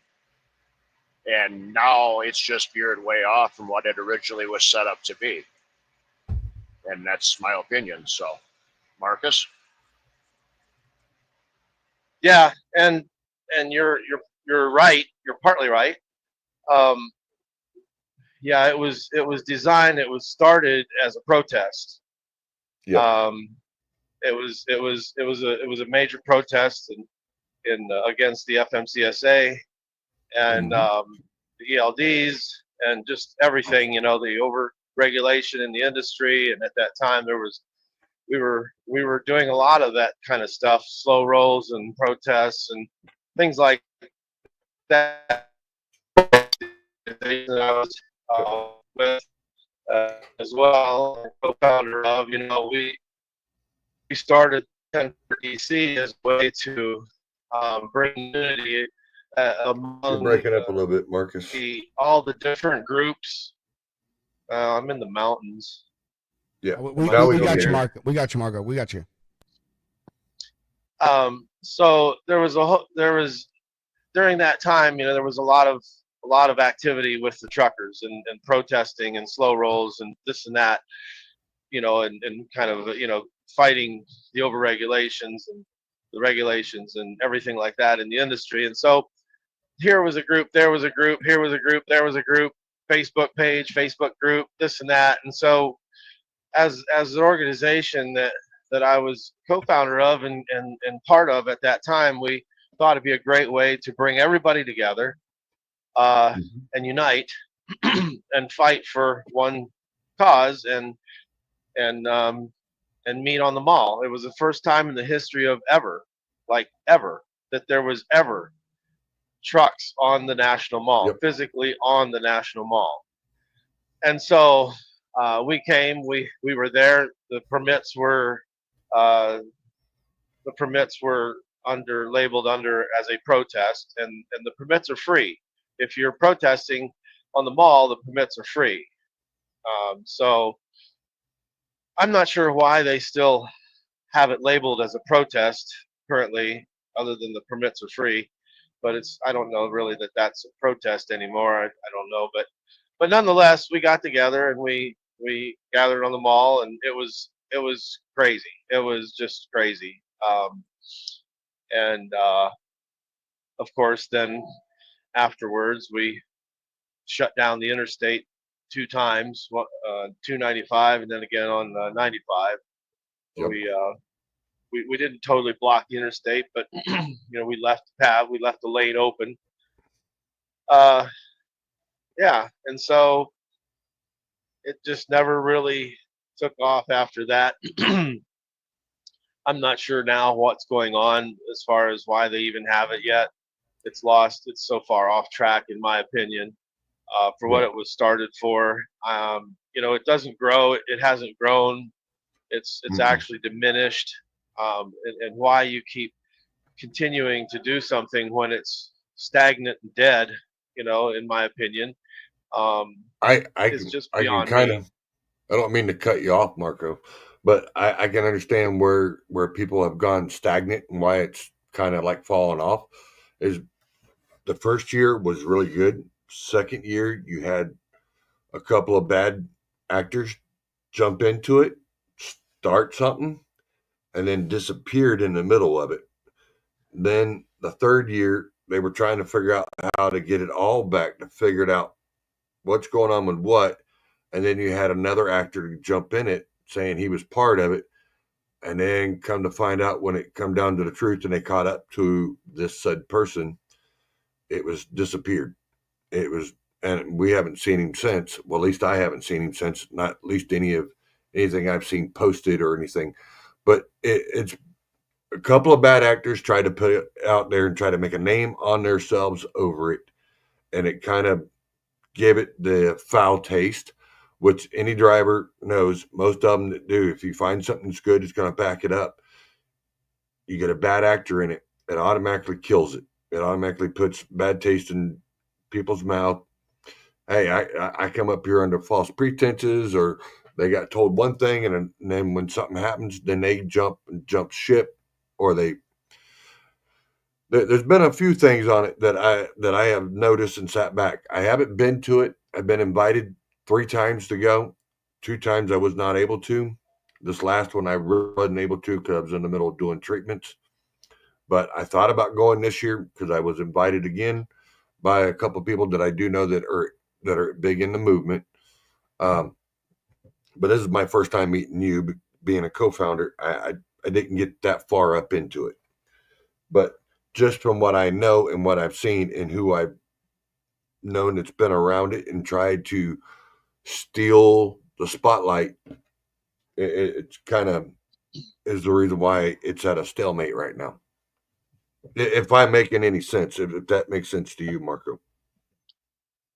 Yeah, I resigned the third year. I didn't agree with what they were doing, and when there's no growth, I'm not a part of it anymore. I need to see growth, and I hated to see it because for me, I will say this: when it was going strong, out of everything that I've ever done, and I've done a lot, obviously. Mm-hmm. You don't know me, but Lee does, and I was a lobbyist for the industry 2 days a month. That one of us from the organization, or well, several of us, at least several of us, would go to DC 2 days a month and Mm-hmm. have meetings. So we were lobbyists for the industry, and that's rare. That never happens. You never have a lobbyist lobbying for their own industry. But I've done a lot of things, and I've been involved in a lot of things, whether it was participating, whether it was organizing, whether it was starting whatever. But for me to be able to go to the mall after it quit being a protest and was just kind of here we are, I took the opportunity to get to the root of the problem, and I feel like the root of the problem is, DC doesn't care. DC doesn't care. Nobody cares. I don't care how much you think they're listening. They're not. They don't care. No, They never just want the cared. camera And time. Yep. the only one that did care was Ray Martinez. I think I'm pretty sure Lee agrees with me on that. But he rolled up his sleeves and he got involved. Okay, but one thing that provided me, that privied me, was the ability to get to the root of the problem. It was to talk to the public, and the public are the problem. The people driving cars are the problem. At that point, I was chairman of the safety and training in the organization I was with, and we had the committee. Okay, one of our meetings, FMCSA asked. They said, "We hear your bitches. We want data-driven solutions." So I went back to my committee. I said, here's what we need. We need solutions for this, this, and this, and this. We gathered up we did our research and everything, and it was a staggering high percentage of at that time I think it was 87% of all vehicles involving CMVs that were in accidents or crashes were not the fault of the CMV. So that told you not the commercial motor vehicles. The problem was the four wheelers, the general public, the people, other people that weren't driving commercial motor vehicles. And so getting to the root of the problem, I felt like educating the public on the mall. What better way than to do, than to be able to share safety with the people that are the problem and take advantage of that. Give them, if they give me, 5-10 minutes of their time, I get their attention. I talk with them, let them sit in my truck, walk around the truck. They sit in the truck, and just a basic, brief, yet very educational lecture, if you will, talking about safety and that. And their takeaway from that, 5 to 10 minute talk is something that they're going to tell their family, their friends. They're going to change their driving habits because now they've gotten to hear the real truth. They've gotten to see it. They've gotten to witness, what it's like to sit in a truck and to see the blind spots and to just realize how big a truck really is and whatever else their takeaway is. Versus a takeaway of somebody yelling in their ear about how they hate the government, and the government's doing this and this and that and that, and their takeaway from somebody that's yelling things like that, is, oh, well, the truckers are pissed at the government. Okay. So it's been rewarding. It's been one of the most rewarding things that I've ever done.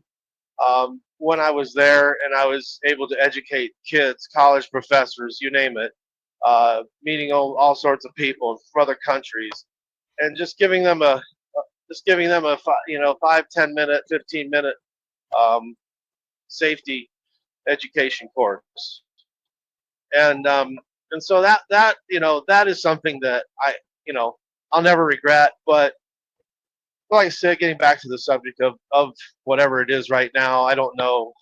It's definitely not a protest. It's definitely not a movement. More like I think it's billed now as a truck show. It's more like a meet and greet. I said take alcohol and drugs away from that and see how many people attend. Right. Mm-hmm. And that sounds bad, but that's the truth. It's sad. So it's just a party at Fredericksburg, in my opinion. Yeah. No, you're right. I mean, it's what it seemed like when I sat there and watched it last year. I sat there and watched a lot of them. They were mainly just chilling out, cooking and eating and blowing their horns on DC, and that's what they were there. It's like a little party. It wasn't, let's go inside and meet the congressmen or senators and see what we can get done. It was, we got one mouthpiece that's going to go talk, and the rest of us are going to sit out here and chill and eat food that other drivers are making and just have a party. And we got cop protection sitting out here. Yeah. And it's, but it's sad. if you feel like you need to go, I don't know what kind of a movement you think it is, but if you think you need to, if you're moved to be part of that movement, then go. I will say it's something to drive on the National Mall, but I also feel that there needs to be a purpose in whatever I do and am a part of. And Exactly. you know, we went there originally with a purpose. You know, if I could interject here, you know, Go ahead. and I want to say I know I'm not on the road with you guys now, but you know, I mean, I feel I did my time out there. You know, I did my 10 years out there before medical reasons took me off the road. But you know, to my point, I think drivers are one of the hardest demographics to get to, like, come together. You know, and I say that and it with a little bit of irony, because all drivers, even when I was out in the road, everybody complained about the same fucking things that they do now. That's the funny shit. It's the same exact complaints. It's rates, it's insurance, it's fuel costs, it's regulations, now, you know, ELDs and blah, blah, blah, blah, blah, blah, blah. Everyone complains about it, but you can't get anyone to agree on a way to take care of it. They will align temporarily. And Marco, you kind of just made the point. I mean, of what I'm saying. They can align temporarily, but no one can seem to stick with it. And I don't understand that. Like, that has never made sense to me. And that's why when I was a driver, I didn't mess with other drivers. You know, it's like, man, you complain, you bitch, but you're not doing anything about it. You know what I mean? Like, I don't have the problems that you have because I actually do something about the problems that I have. I don't like my fucking truck. I go and tell the people I need a new truck, or I go get a new truck. I don't like my trailer. I go get one. I don't like my rates or my lane. I go fix that problem for myself. I don't wait for somebody else. And this is off topic, but which is why I'm anti-union. Which is why I'm anti-union. I don't fucking need to pay someone else to speak for me. I'm a grown ass man. I don't need you to speak for me. I can handle my own problems, you know, and I'm not going to get off on that thing, but my point was I think that's a big thing with the driver community, is that no one can stay focused long enough to stay together and be unified to actually fix the problems. It seems people kind of, you know, they curtail off on this trail or that trail or the other trail, you know, and then it just kind of loses its substance, its drive, its motivation, and you know, and the people behind it just start to fall off. Marco, you said it, like, it's you know, the movement we're talking about, the 10-4, it's continually declined. And I mean, just look at it. Why is it, Marco? You just said it. I'm going to say it again. You said it. It has gotten away from what the original intention and the purpose of it was. Everyone went off on their own thing, and now you've got little subsectors of it where folks are trying to do different things, and no one's just coming together and staying focused on what the original mission really was. And I don't know why that is with the driver community. It has always baffled me. I can explain it, and this probably will on the head. If not, Lee can correct me on it. The first thing they complain about is they ain't got no money to do the movement. Then when they get the money and get in there and to do the movement, the money takes over, and then they come up with their own agenda. And then once they get together, there's too many heads with too many different areas in different directions, and they all decide to split because nobody can agree with the original agenda that they got the funding for to go there, and what the original agenda was to be there. And then once they're there, then it's like, we're here. Why do we have to listen to you? I can go do this, and I can do this. And when they do, that's where it splits, and they go into different directions because no one can stay the same, because they want to be the leader. They want to have the clout. And that's the problem with drivers. And I hate to say it, but drivers, they like to be able to be the first one to put themselves on point. And I'm not saying it's a bad feature, but when you get a group of them, you get too many of them that want to be the head. And there's, like they say, there's too many Indians, not enough chiefs. And then when you get all these guys wanting to be chiefs, there's no Indians. No one's going to follow. Well, I'm going to piggyback off of what, was it Hunter? You said the thing that there's one thing that I have not heard one trucker in any of the debates, in any of the protests or anything ever disagree with, and that was shut down. Okay, now that being said, that everybody agreed that be what it would take if we could shut down. Okay. Well, that's never happened. It'll Also, never happen. another thing that it may never, but but that is one thing that everybody did agree on. Not a single nay, not a single argument, not a single disagreement. So that is the one thing that everybody agreed on, and that is also the very one thing that we have never done.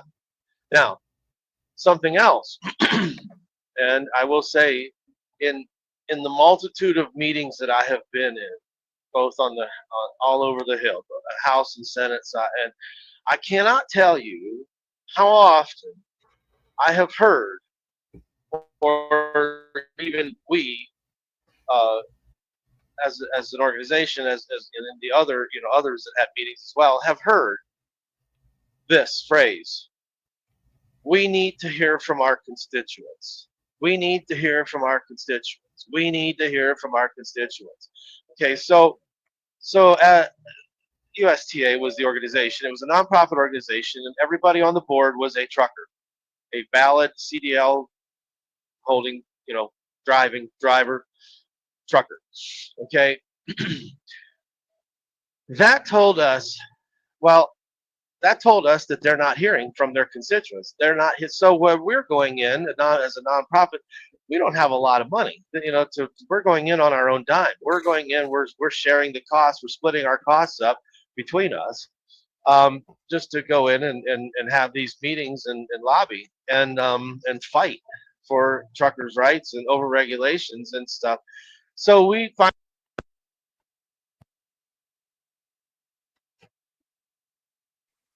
Oh, lost him. No, I think he's getting a call. I think we got you back, Marco. Say so.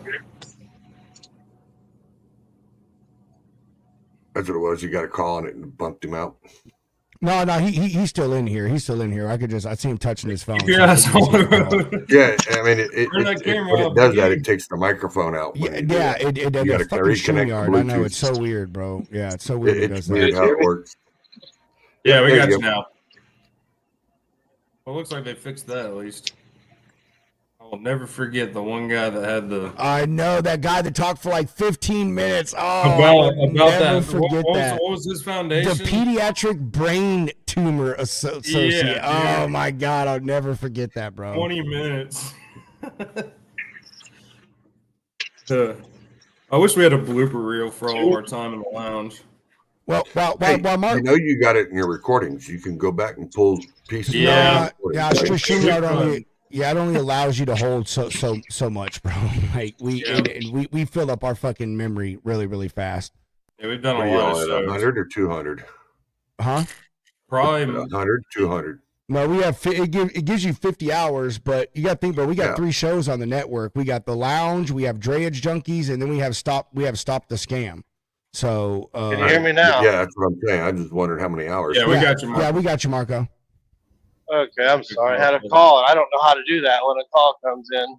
Dude, we knew exactly what it was when we saw you start touching your screen. We knew exactly. Well, it seems like they fixed it better than it was about a year ago.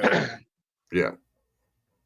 So when we go in to have a meeting, if that's what you guys heard me say, and we have to start at the beginning because they've never heard of this issue of truck parking issues. They've never heard of the issues of the ELDs and the concerns with the ELDs. They've never heard of the issue, whatever we were trying to, have a meeting with about. They've never heard about that. So now we're taking a lot of our time and their time, starting from the beginning and giving them a brief overview of what the issues are. Okay. They should have already been made aware of what the issues were from their constituents, but they haven't.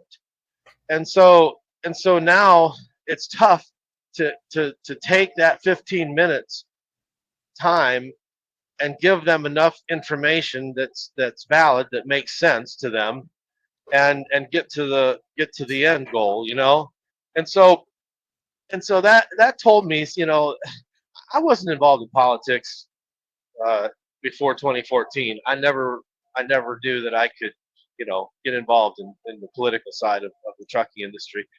So I learned a lot working at a federal level there and what we were doing, but it told me the importance of how these truckers need to contact their state reps, their local reps, their local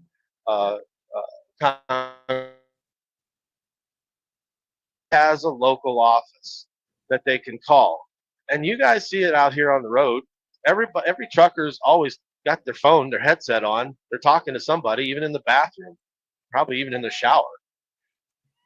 Well, they can't take enough time to call their state rep or anybody and express their concerns. And yet they'll bitch to everybody out here on the radio or their buddies or whatever. You know, like you said, you don't go to the right people. You know, if Well, do Humpty you think Dumpty, that's you know, you think that's because if they've tried before, Marco, and like it just fell on deaf ears, or like they've now, talked to people that said they've tried it before and nobody listened to them, so they just don't think to do it? no, I don't. They just don't do it. They're lazy. They don't want to. Is They it don't care. is They it don't care is it anyhow. Blah, blah, blah. like So, owner Well, look at the other operators? thing, Marco, too, is the comment periods. There's 4.5 million CDL holders, and the most comments they had were on the ELD and then speed limiter. Other than that, it's 20 or 30 comments. They don't get any comments where they have a chance to voice their opinion. and yeah, and you know my opinion about that. It doesn't matter. Yeah, The FMCSA is just throwing that out there. They're ear candy prophets. They tell us what we want right. to hear and prophetically, you know, promise us everything, but they don't care. They don't care. We're the laughing stock at the bar that night. It's sad, but true. So those comments, the comment period they put out there, oh yeah, it's great. You get to see comments, and then you get to see who's commenting and who isn't. And then you get to say, well, you didn't comment, or you did, or that was dumb comment. You know, we criticize their own or whatever it might be. But at the same time, they already know what they're going to do. They already know our comments don't matter to them. How many times have we voiced our opinion? At least the ones that have voiced our opinions in the past, and we were all in accord. We were all in agreement with what we were trying to tell them, and they didn't care. It didn't work. You Yeah, know, it so doesn't do shit. they don't care. I don't care how much anybody thinks they care about us. They don't care. They don't. They're No, so I'm not fully vested disagreeing in with you. AI. Yeah, I know. It's sad. And this new, whatever you want to call it, Duffy and whatever, Duffy and Company. I mean, it's ATA. The ATA is our enemy. They're not our friends.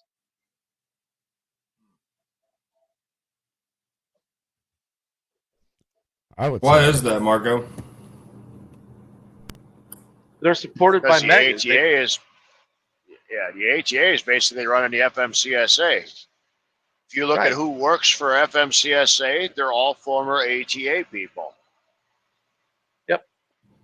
And anytime that us majority truckers, albeit a small number, got any attention on anything, the ATA would have a party in the Rose Garden and say how great trucking is, and you know, interview their drivers, union drivers or their company drivers, you know, mega carriers or whatever, how great trucking is, you know, and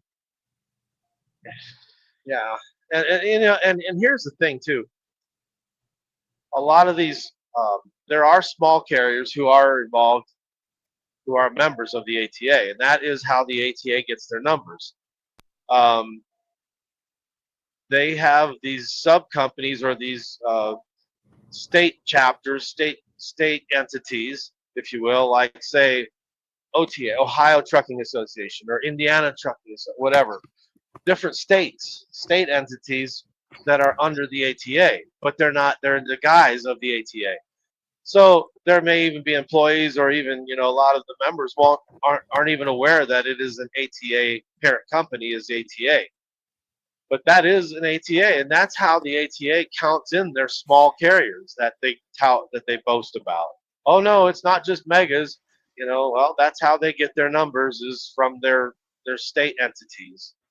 And so, yeah, I mean, the ATA back in 2017, I believe, they represented about 17-18% of the trucking industry, but they claim to represent the entire trucking industry. They want full control. Lee, I was 100% for the LDT 2020, and I think you were too. And the organization was as well. But guess who pushed it off? Because it was gonna hurt their pocketbooks. The megas, the ATA came in. I don't think it went far enough. That was our biggest beef.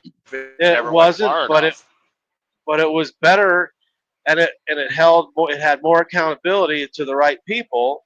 Okay. Yes. From the starting point, from the training perspective, from the training perspective, and it held the trainers accountable, and the trainers, if you will, whatever you call them, at the schools, the training schools, driving schools.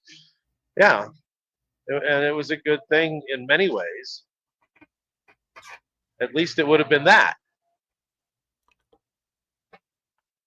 Sorry, it just gets me all fired up. Which is understandable. I mean, it really is. I mean, there's so much more that we could do, but no one wants to band together to do it. And it's like, it takes too much time and effort to do something. Oh, there's a handful of people out here that can still tell you that everything that we've done that didn't work. There isn't anybody out here that can tell you what did work. There's a bunch of us that can tell you everything we did that doesn't work. Yeah. And there's been let's see, what was his name? He was a congressman from Texas, I believe. But he told us, Brian, yes, he says you guys are doing what you need to do. And he was one of the few that was on our side that, played that role anyhow. And he says, one thing that you must understand: you must hold the line until your demands are met. Now, I'll never forget that. That is the one thing that we never did. Nobody has ever held the line until the demands were met. Mm-hmm. We came so close several times.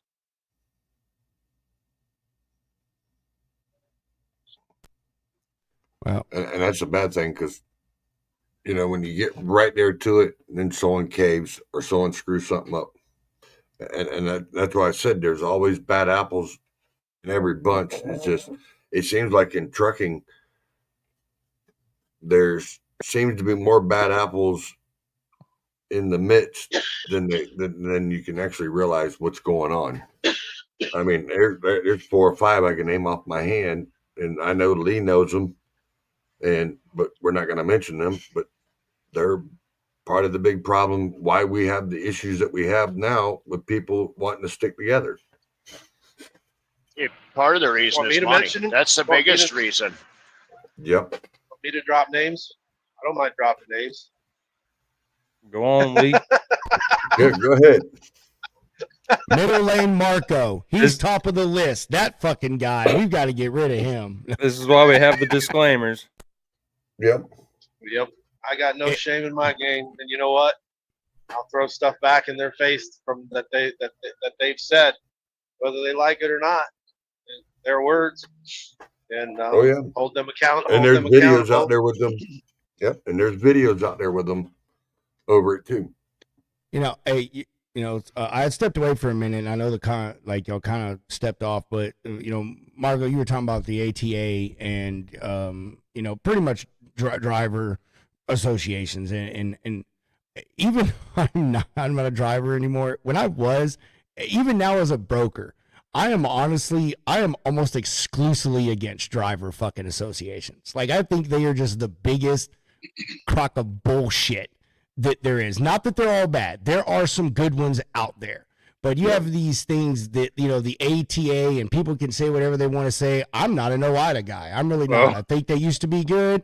I think they've trailed off. It's a fucking money grab. I mean, again, none of these people, we have said the same thing. It is all money. There is no money in solving problems. Yeah, None. like old Mike Boston. If OIDA solved every fucking problem that they told people they were going to solve, everyone would quit sending the money. They wouldn't have a reason to be a member. They wouldn't have a reason to fund all the stuff they They're do. Same with limited. the ATA and I don't know what a lot of these other ones. Like a lot of them, it's just a money thing, and they have no reason to solve the problem because they'd all be put out of jobs. And the thing about it is You there's need to only really a few. understand. Go ahead, Marco. Go ahead. No. There's only a few what? I want to hear you. Oh, I would, damn, it kind of trapped me off. We can talk about Noah for a second. People buy into that. Bunch of fucking idiots. Bunch of idiots. Bunch of morons. And again, there's another one. There is another one that they all have this grand dream of all this stuff they're going to do, and then they fall apart because no one can keep their head out of their ass. Everybody wants to be the alpha, or as Lefty said, everybody wants to be a chief. Nobody wants to be the Indian.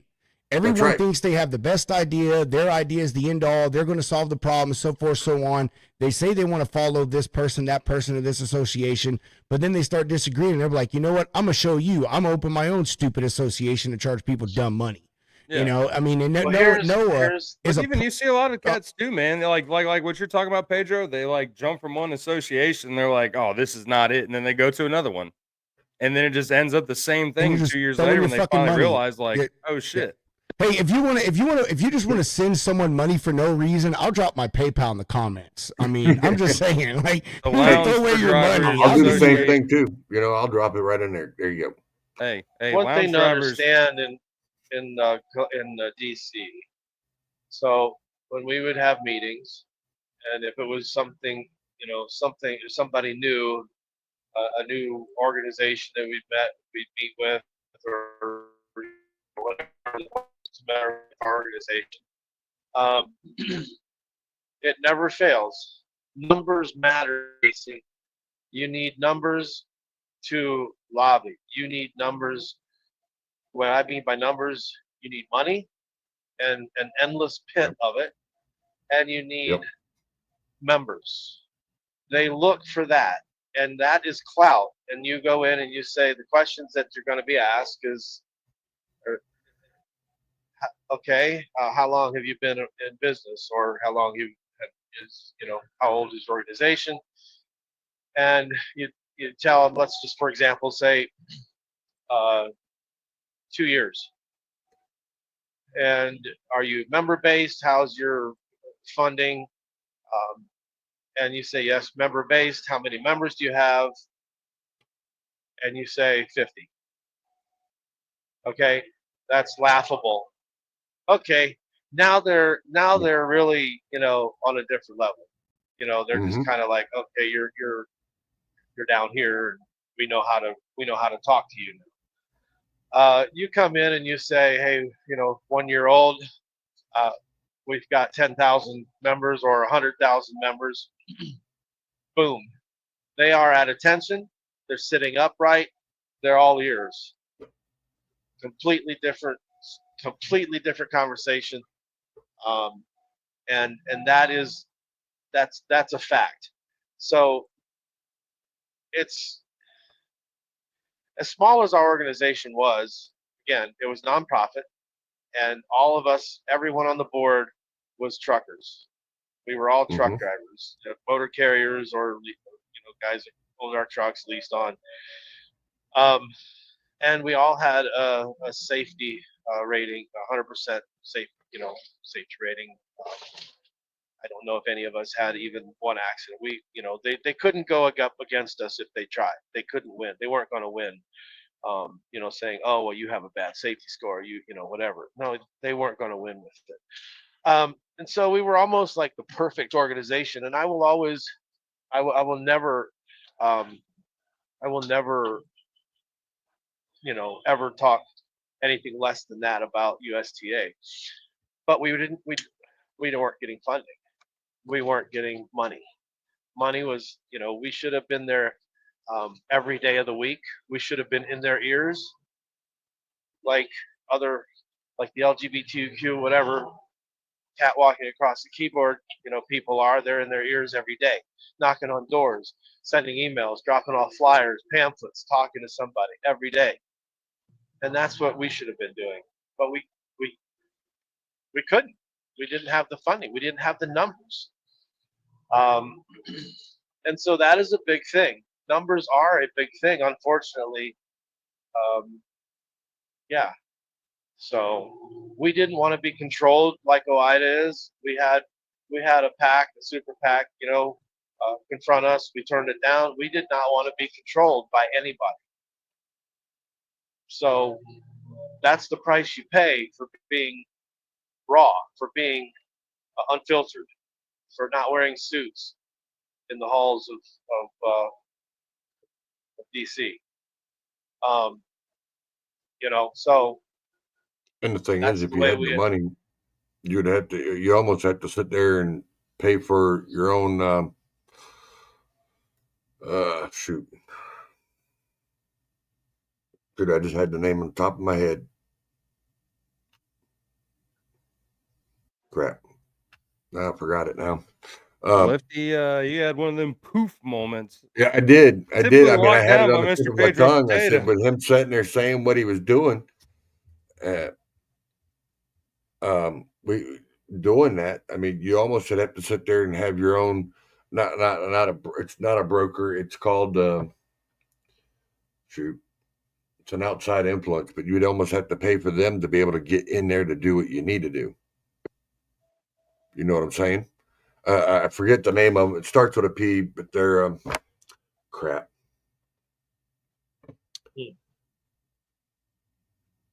Well, and I think that's one of like if you're going to get a lobbyist, it's almost like you almost have to buy your own lobbyist to be able to lobby for you.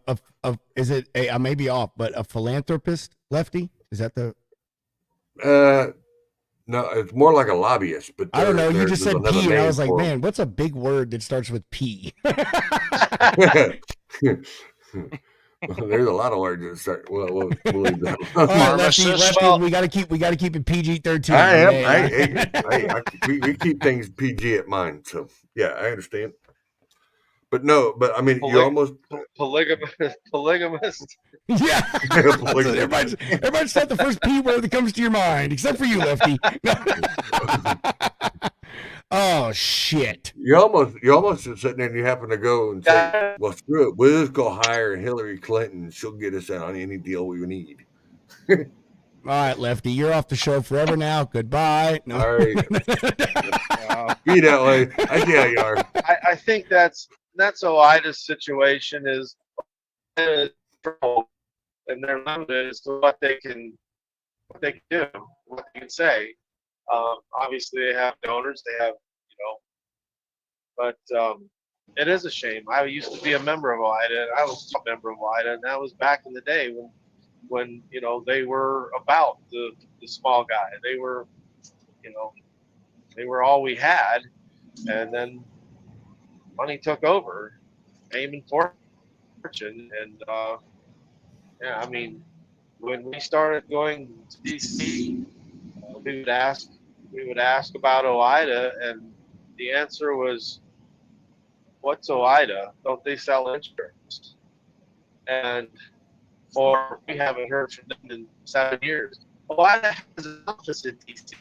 They have 2 guys there. What are they doing? If they're not walking the halls, what are they doing? And nobody's heard from them in 7 years, 5 years, 10 years? Really? They're golfing, Marco. They're golfing. Man, what did I join into over here? Oh, look at you. You're probably leaving your high-rise Sirius XM studio. Yeah, no, this is LM Radio. Welcome to it. LM Radio, that's right. Lounge Media Radio. No, I was on site in Calhoun, Georgia, for the Bonehead Truckers car and truck show. So I was sweating my ass off. Calhoun? Yeah. Dang. That's not too far from me. No, but look, it's typical Lounge Media Group, not coming out to the grassroots type stuff. You better watch your mouth. That's man. true. That's true. You better But watch your mouth. You He know what? goes to We're- large cars, fired. guitars one Shots time. fired. Now he's the small truck show guy. you know, I didn't see you at shows for Lowe's last year, brother. It's almost like one of these. Yeah. Nah, how y'all doing this fine Friday? Man, We're doing good. How are you? Yeah, we're good. Good. Where are you going? How far is Calhoun from the house? Are you going home, Charles? No, I'm not going home yet. I grabbed the wife and we went to get some food because it was humid and hot, and the food vendors had shut down by the time I got off air. All right. Well, hi, Carrie. Hey. Is it just you and the wife? Y'all leave CJ at the house? CJ gets back from Scout summer camp tomorrow, so it's just me and the wife. Man, tell that boy congrats, dude. He's an Yeah. Eagle Scout now. That's big time, man. That's awesome. I'll let him know. He'll be thrilled. He loves you guys. Well, I'm glad you two got some time away, man. Mm-hmm. Yeah, it's just us and Redneck Trucker. Oh God! Oh my God! You're dealing with him? I don't know if people are going to let you into wherever you're going if you're hanging out with that type of crowd. I'm telling you. We split off from them to go grab dinner. They ate at the truck show, and then by the time I finished, things closed. So we're like, and then everyone kept referring us to Thatcher's Barbecue down here, so we went to Thatcher's. Well, that means the redneck trucker will be asleep by 9 o'clock. Yeah. I know that's right. That right. dude. I know you. He's just in there freaking playing with bull snot items. Well, I mean, shoot, it's like I get a phone call when he comes up for when we had large cars and guitars, and I get a phone call. Hey, I'm coming to crash at your house. You what? Where are you at? Oh, I'll be at your house in an hour, man. Be there. Click. Thanks for the warning. Yeah, no. I mean, like, Nah, really? he was critical for the show today. He lined up all the guests that were there for me. So when I was broadcasting, all I had to do was just keep talking, and then him and Carrie held down the fort, doing everything else. So, hey, that's a good thing. At least you put him to work. No. I was just about to say. So as usual, Charles does 20%. Everyone else does fucking 80. Typical Charles. Oh, that's what it is. That's what it is. I'm gonna bust Charles' balls as much as I can. Hey, if you now, do man, 20% 5 times, that's 100%. That's right. That's right. Hey, I just want to say, if you do that 20% better than everyone else's 100%, though, then that's all you got to do. That's true, man. That's freaking true. Gotta think smarter, not harder. This man's playing 4D chess over here. Nah, it was a good time, and I got to fly out the new Charles swag. So we unveiled the banner at the booth, so that was kind of cool. Yeah, I actually had my apartment come in to do some maintenance work, and they saw your coffee cup, and I got freaking I got charged like $300 for inappropriate content. I didn't know how to explain it. You'd be glad all they did was charge you, and they didn't fill that cup for you. Yeah, they took it. No. You didn't tell him it was in a biohazard bag, did you? I gave him one of the exclusive lizard bags brought to you by Spielbully. There you go. Lizard bags. There you go. The lizard bag. Whenever the old coffee cup gets filled up, you just bust out the lizard bag. I'm going to get off here, you guys. So you guys have a good weekend and happy Father's Day. Hey, you too, Lee. We're about to end it here. Lee. Thanks for hanging out with us, Lee. Y'all be safe, man. Tell Lisa we said bye. Yep. Alrighty. Bye. Later, brother. See ya. Oh, fucking Lee, Wait. man. Oh, yeah. Lee and Lisa are good people. Lee and Lisa, that's good people. Yeah. When's Father's Day? Sunday. This Sunday? That's so funny. We literally talked about this beginning of the show. That's how unimportant fucking fathers are. Not even fathers know when Father's Day are. You know, because nobody gives a shit about us. They Hey, don't. my They don't fucking care. anniversary got dwarfed. We were talking about it today. I was talking with my producer because I'm next week. I hit 15 years married. Mm-hmm. To you got a call. Oh yeah, Juneteenth. Hey, can you guys hear popped me? up on my anniversary. Damn it, son. See, gonna be overridden by Juneteenth. That's right. I figured my anniversary's been around longer, so we're good.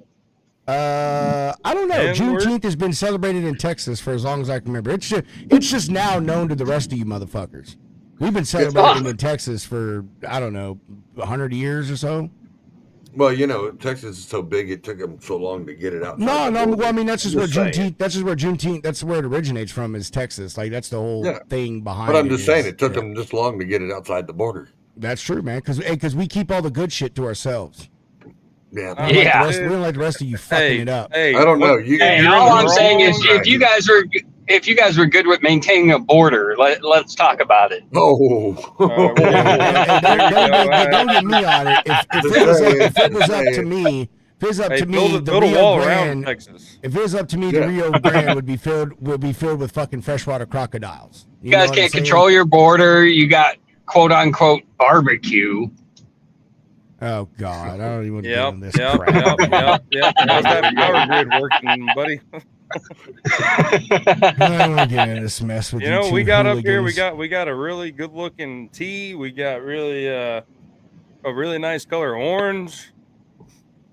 We touched 7 other states, and the only reason they're allowed to touch us is because we feel bad for them because they're not in Tennessee. There's a lot of good things going on up here, brother. Yeah. Large. You got Hunter. You got Hunter. You got me. Yep. Lefty. Those are cons. Those are cons, not pros to Tennessee. Let's just make that clear. Are you gonna tell Dale Brax that? You're gonna tell Dale What are you Brax talking about?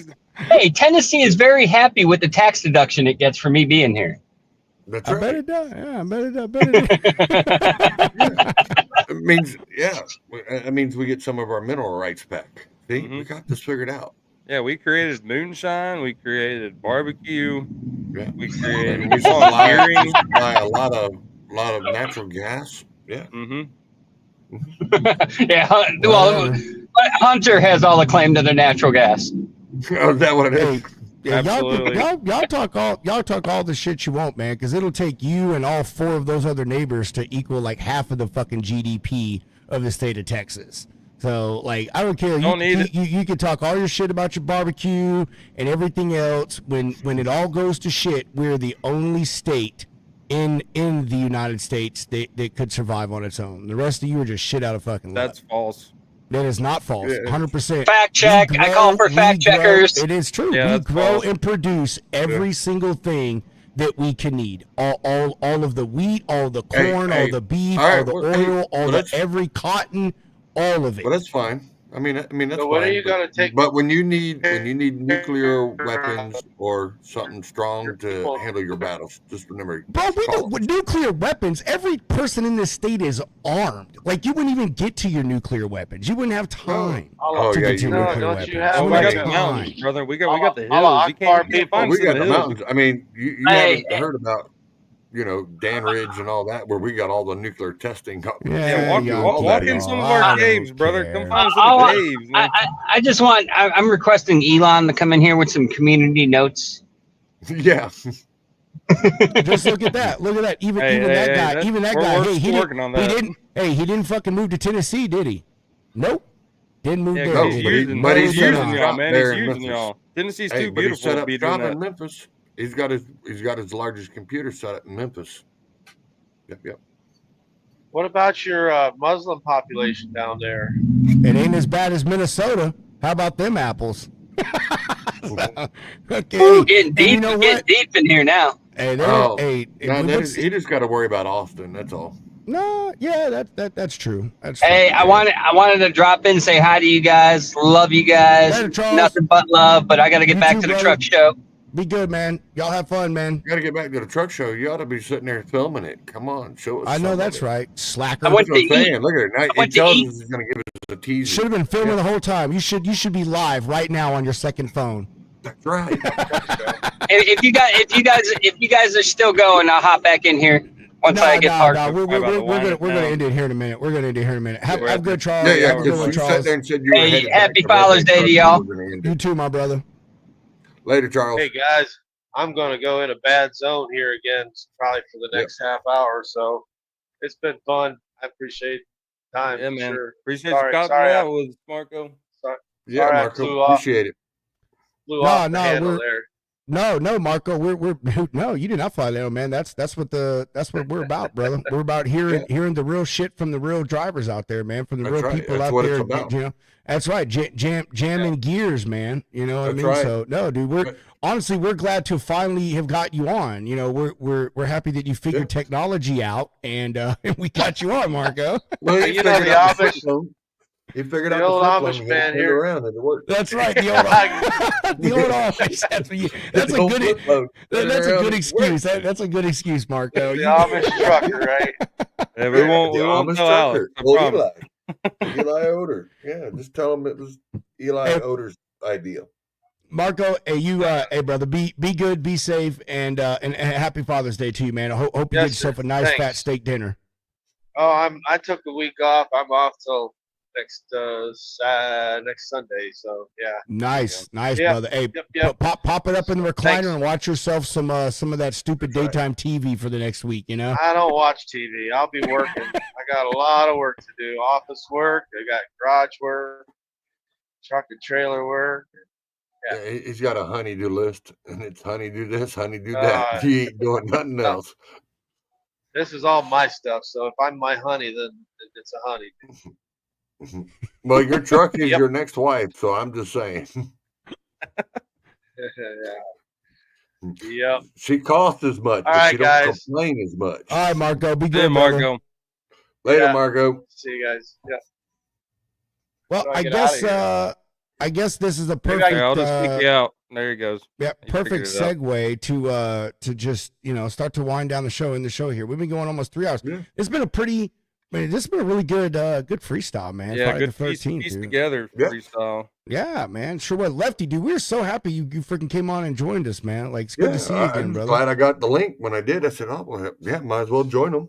Yeah, dude. And plus, I'm also and see what makes it nice is that we use the same platform, is where I can actually go on there and we're live on my platforms too. Yeah, I know. Yeah, I see that, man. Yep. I was like, oh yeah. Only thing is, they only allow you to do 2. I know it sucks, right? We're getting to the point now. You would figure they would make it different. Like if you have a subscription, they would allow you to like add all of the shit you have for your subscription. Or or if there's 2 platforms that are using the Pro Series on it, you would think they would allow you. All right, here's 2 pros. You can share out what you do as what you paid for. Yeah, exactly. Yeah. They're inching us closer to paying for the ultimate package because even our own personal shares, I think we get like what 7 or 8, Pedro. Yeah, something like that. I had to kick our Instagram off just to get us on this this kick thing for the first time. But really? Yeah, really. See, I do. I don't post into LinkedIn, which is what I should be doing. But I mean, a lot of this stuff, you already got for your other guys stuff, out man, there. like drivers aren't on LinkedIn. Not as many. No, but you know what? No, they're But in you there know, looking for jobs. the other but side, more, the other you're side that looking at needs the to other hear side it. of it. Yeah, the other side that needs to hear it is on there, Lefty. Yeah. Yeah, I know. But the thing is, I have to have so maybe many Thursday followers evenings on there. Yeah. Maybe Thursday evenings with Lefty. Yeah. Hey, we can do or that. Tuesday evenings.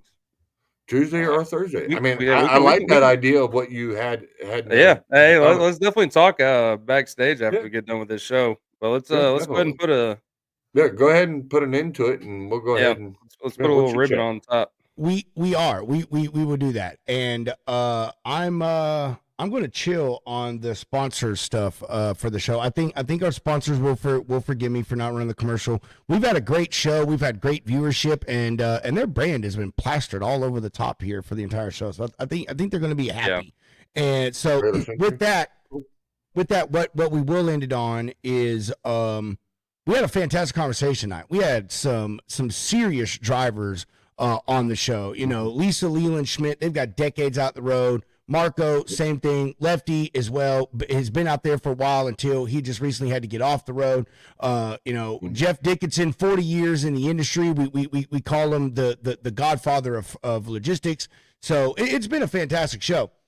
But what we're going to hit on is we're going to talk about what we got next week. We have Michael Vincent coming on the show. He is the former co-host of What the Truck with Dooner, did that for a while, and now he is on an incredible mission where he is taking plastics out of the ocean and using a proprietary technology to turn that stuff into reusable recycled plastics that are put into everyday items that we are using today. And if you don't know, ocean plastics is a huge deal. I looked up some facts. It's like 1.5 trillion tons of plastics are floating in the trash ocean. Island out there, yes, man. And this guy is doing something to solve this problem, and the whole system fits within a 20-foot ocean container. It's absolutely amazing. And he's also bringing employment to third world countries and helping support people there too. So we're gonna have a fantastic show with him on Wednesday. Next Friday, we have nothing because we're gonna be at the Texas Trucking Show, ladies and gentlemen. I'm not. It does not start That's till what Saturday. I was wondering if you were going, Hunter. Dude, Hunter's not going, but Hunter, we're I might just throw a freestyle not in Texas show. Well, dude, I'll jump on. I'll jump on. Hey, we're Actually, gonna yeah, you do that. You can actually do Yeah, that. hey And Pedro, you yeah, can you're actually- talking about maybe going live. Yeah, man, we can Yeah, fiddle you around can do a with live. Friday, Go live, Friday's run on gonna it, be and show great. the trucks. Friday's going to be great because at Friday everyone is setting stuff up. All the trucks are pulling in. Everyone's Yeah. polishing and shining their stuff. So, dude, like it'll be. And, That'd be find that some right there. folks out there I'll tell you, and that'd be the send perfect invites so time. people can walk around with their phones. Like, yeah, dude, all be a right, I'll tell you, perfect that'll be time. the perfect time to It get would. in there and get with the driver. So, Hunter, if Be you able- while decide they're you want to do polishing, they're something, sitting there talking. yeah, you decide you want to do something Friday, let me know, bro. I got the app on my phone because StreamYard now has an app for Android. So I'm extremely There you down go. for that. Like, I think it'd be a great idea. Dude, 'Cause I'm then, totally we cool wouldn't with have to it. worry about the connection so much. You know, like, Yeah.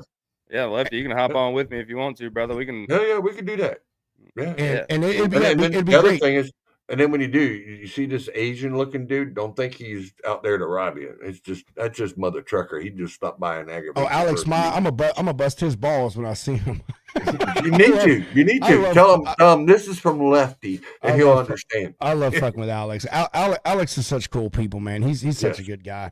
But dude, I'm down, Hunter. You just let me know, dude. I'll totally go live in for the the works show. that you do. Yeah, But yeah. and so yeah, possibly a show next Friday. If not, we're gonna have some content. We're gonna do some live interviews. And we're just gonna have an absolute blast.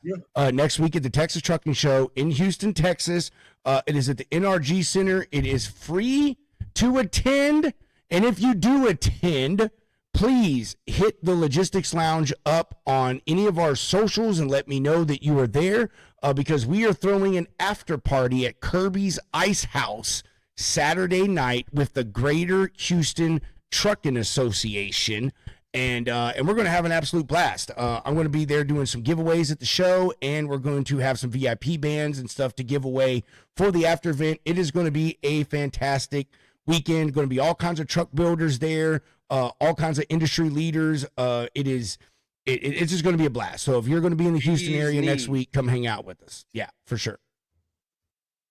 Well, hey, I didn't get none of that when you all were here. What the hell? No after party. I just got to be the Uber driver. Because where are we gonna go? Brandon, we had the after party. Where are we gonna go? We had the Food after City? party at the trailer bar. Yeah, Food City. Yeah, right.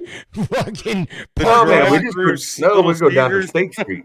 We go down to State Street. We go down there parking and lot, hit NASCAR parking lot bars. pimping in the Food City of Hey, Bristol, next Tennessee. year, we'll get something planned up for next year. The new Oh, yeah. We'll location definitely for get large something cars worked and out. everything.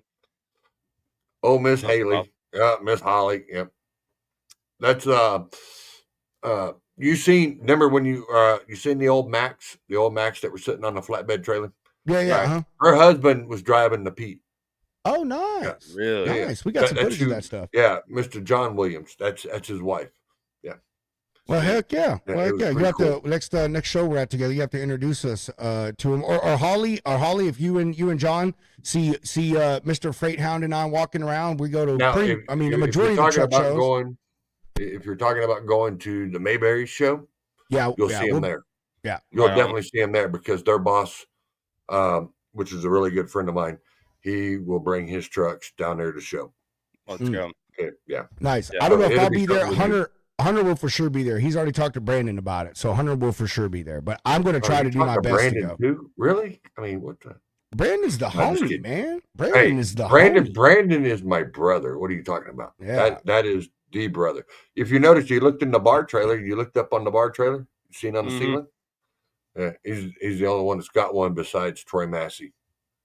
I'll have to look next It time. is, I didn't pay attention. it is that right there. Oh, that's what's hanging up. Man, in the I missed ceiling. that. I was definitely looked up on the ceiling. No, I didn't either. Well, look see, at my we'll videos. talk- If you go back to my page, look at the videos. You'll see it. He's got the only flag like that that's hanging up in the ceiling. Well, we'll talk to Troy and tell Troy to show us his at Old Town Rig Down in Nacogdoches. Well, when you do, ask him, because that one was a specially made flag. It has that truck on it, but it's a set of cowboy boots and a cowboy hat. And every driver, that was the very first year he did the Old Town Rig Down show, and it had every driver at that show sign that flag, and it was given to Troy. I gave it to him. I said, "This is for me." I'm gonna walk up to Troy and I'm be like, Troy, Lefty told me flag inspection, brother. Yes. Flag inspection, brother. That's right. That's right. All right, so hey, let's go ahead and pull this off here. Before we do, Lefty, Hunter, I'm gonna take this from you, but Lefty, you are now officially a lounge lizard, brother. It's a term of endearment. So you are welcome on the show anytime. Hunter and I are actually going to put you in the rotation. We have about 30 or so people that we send when we do freestyles. We send the links out to. So we will throw you into that rotation. And if you're free, you can hop on and shoot the shit with us. Or if you catch us and you see a guest and you got some context you want to add, man, just shoot Hunter and I a message. We will gladly bring you on so you can talk to the guest. Totally great with that. But with that said, Mr. Lefty, any exiting? No, hey, we're honored to have you on, brother, man. Like, I mean, you saved us. Yeah, dude, seriously. Man, dude, that T-shirt you gave me, man, love that. You like the T-shirt? Oh yeah, dude. Sweet. I wear it. Good. He wears it to all the unprofessional events. That's my life. Okay, it's his life. Yeah. He wasn't down at Bonehead Truckers event. So, Lefty, Lefty, do you have any exiting comments, questions, concerns, updates? Do you want to give yourself or your channel some plugs? We are going to do a show tomorrow night. It's going to be kind of like what you guys got going on right now, like a freestyle, but we will have some content to it. I will have a couple drivers that will be on. There will be some announcements that will shock some people. So I think it's going to be a pretty decent show tomorrow night, and it will be at 8 p.m. Eastern time tomorrow night. No, but I want to say is I appreciate everybody that follows my page and the podcast right along with Logistics Lounge, because these are a great group of people to hang out with and actually to be on the show with them.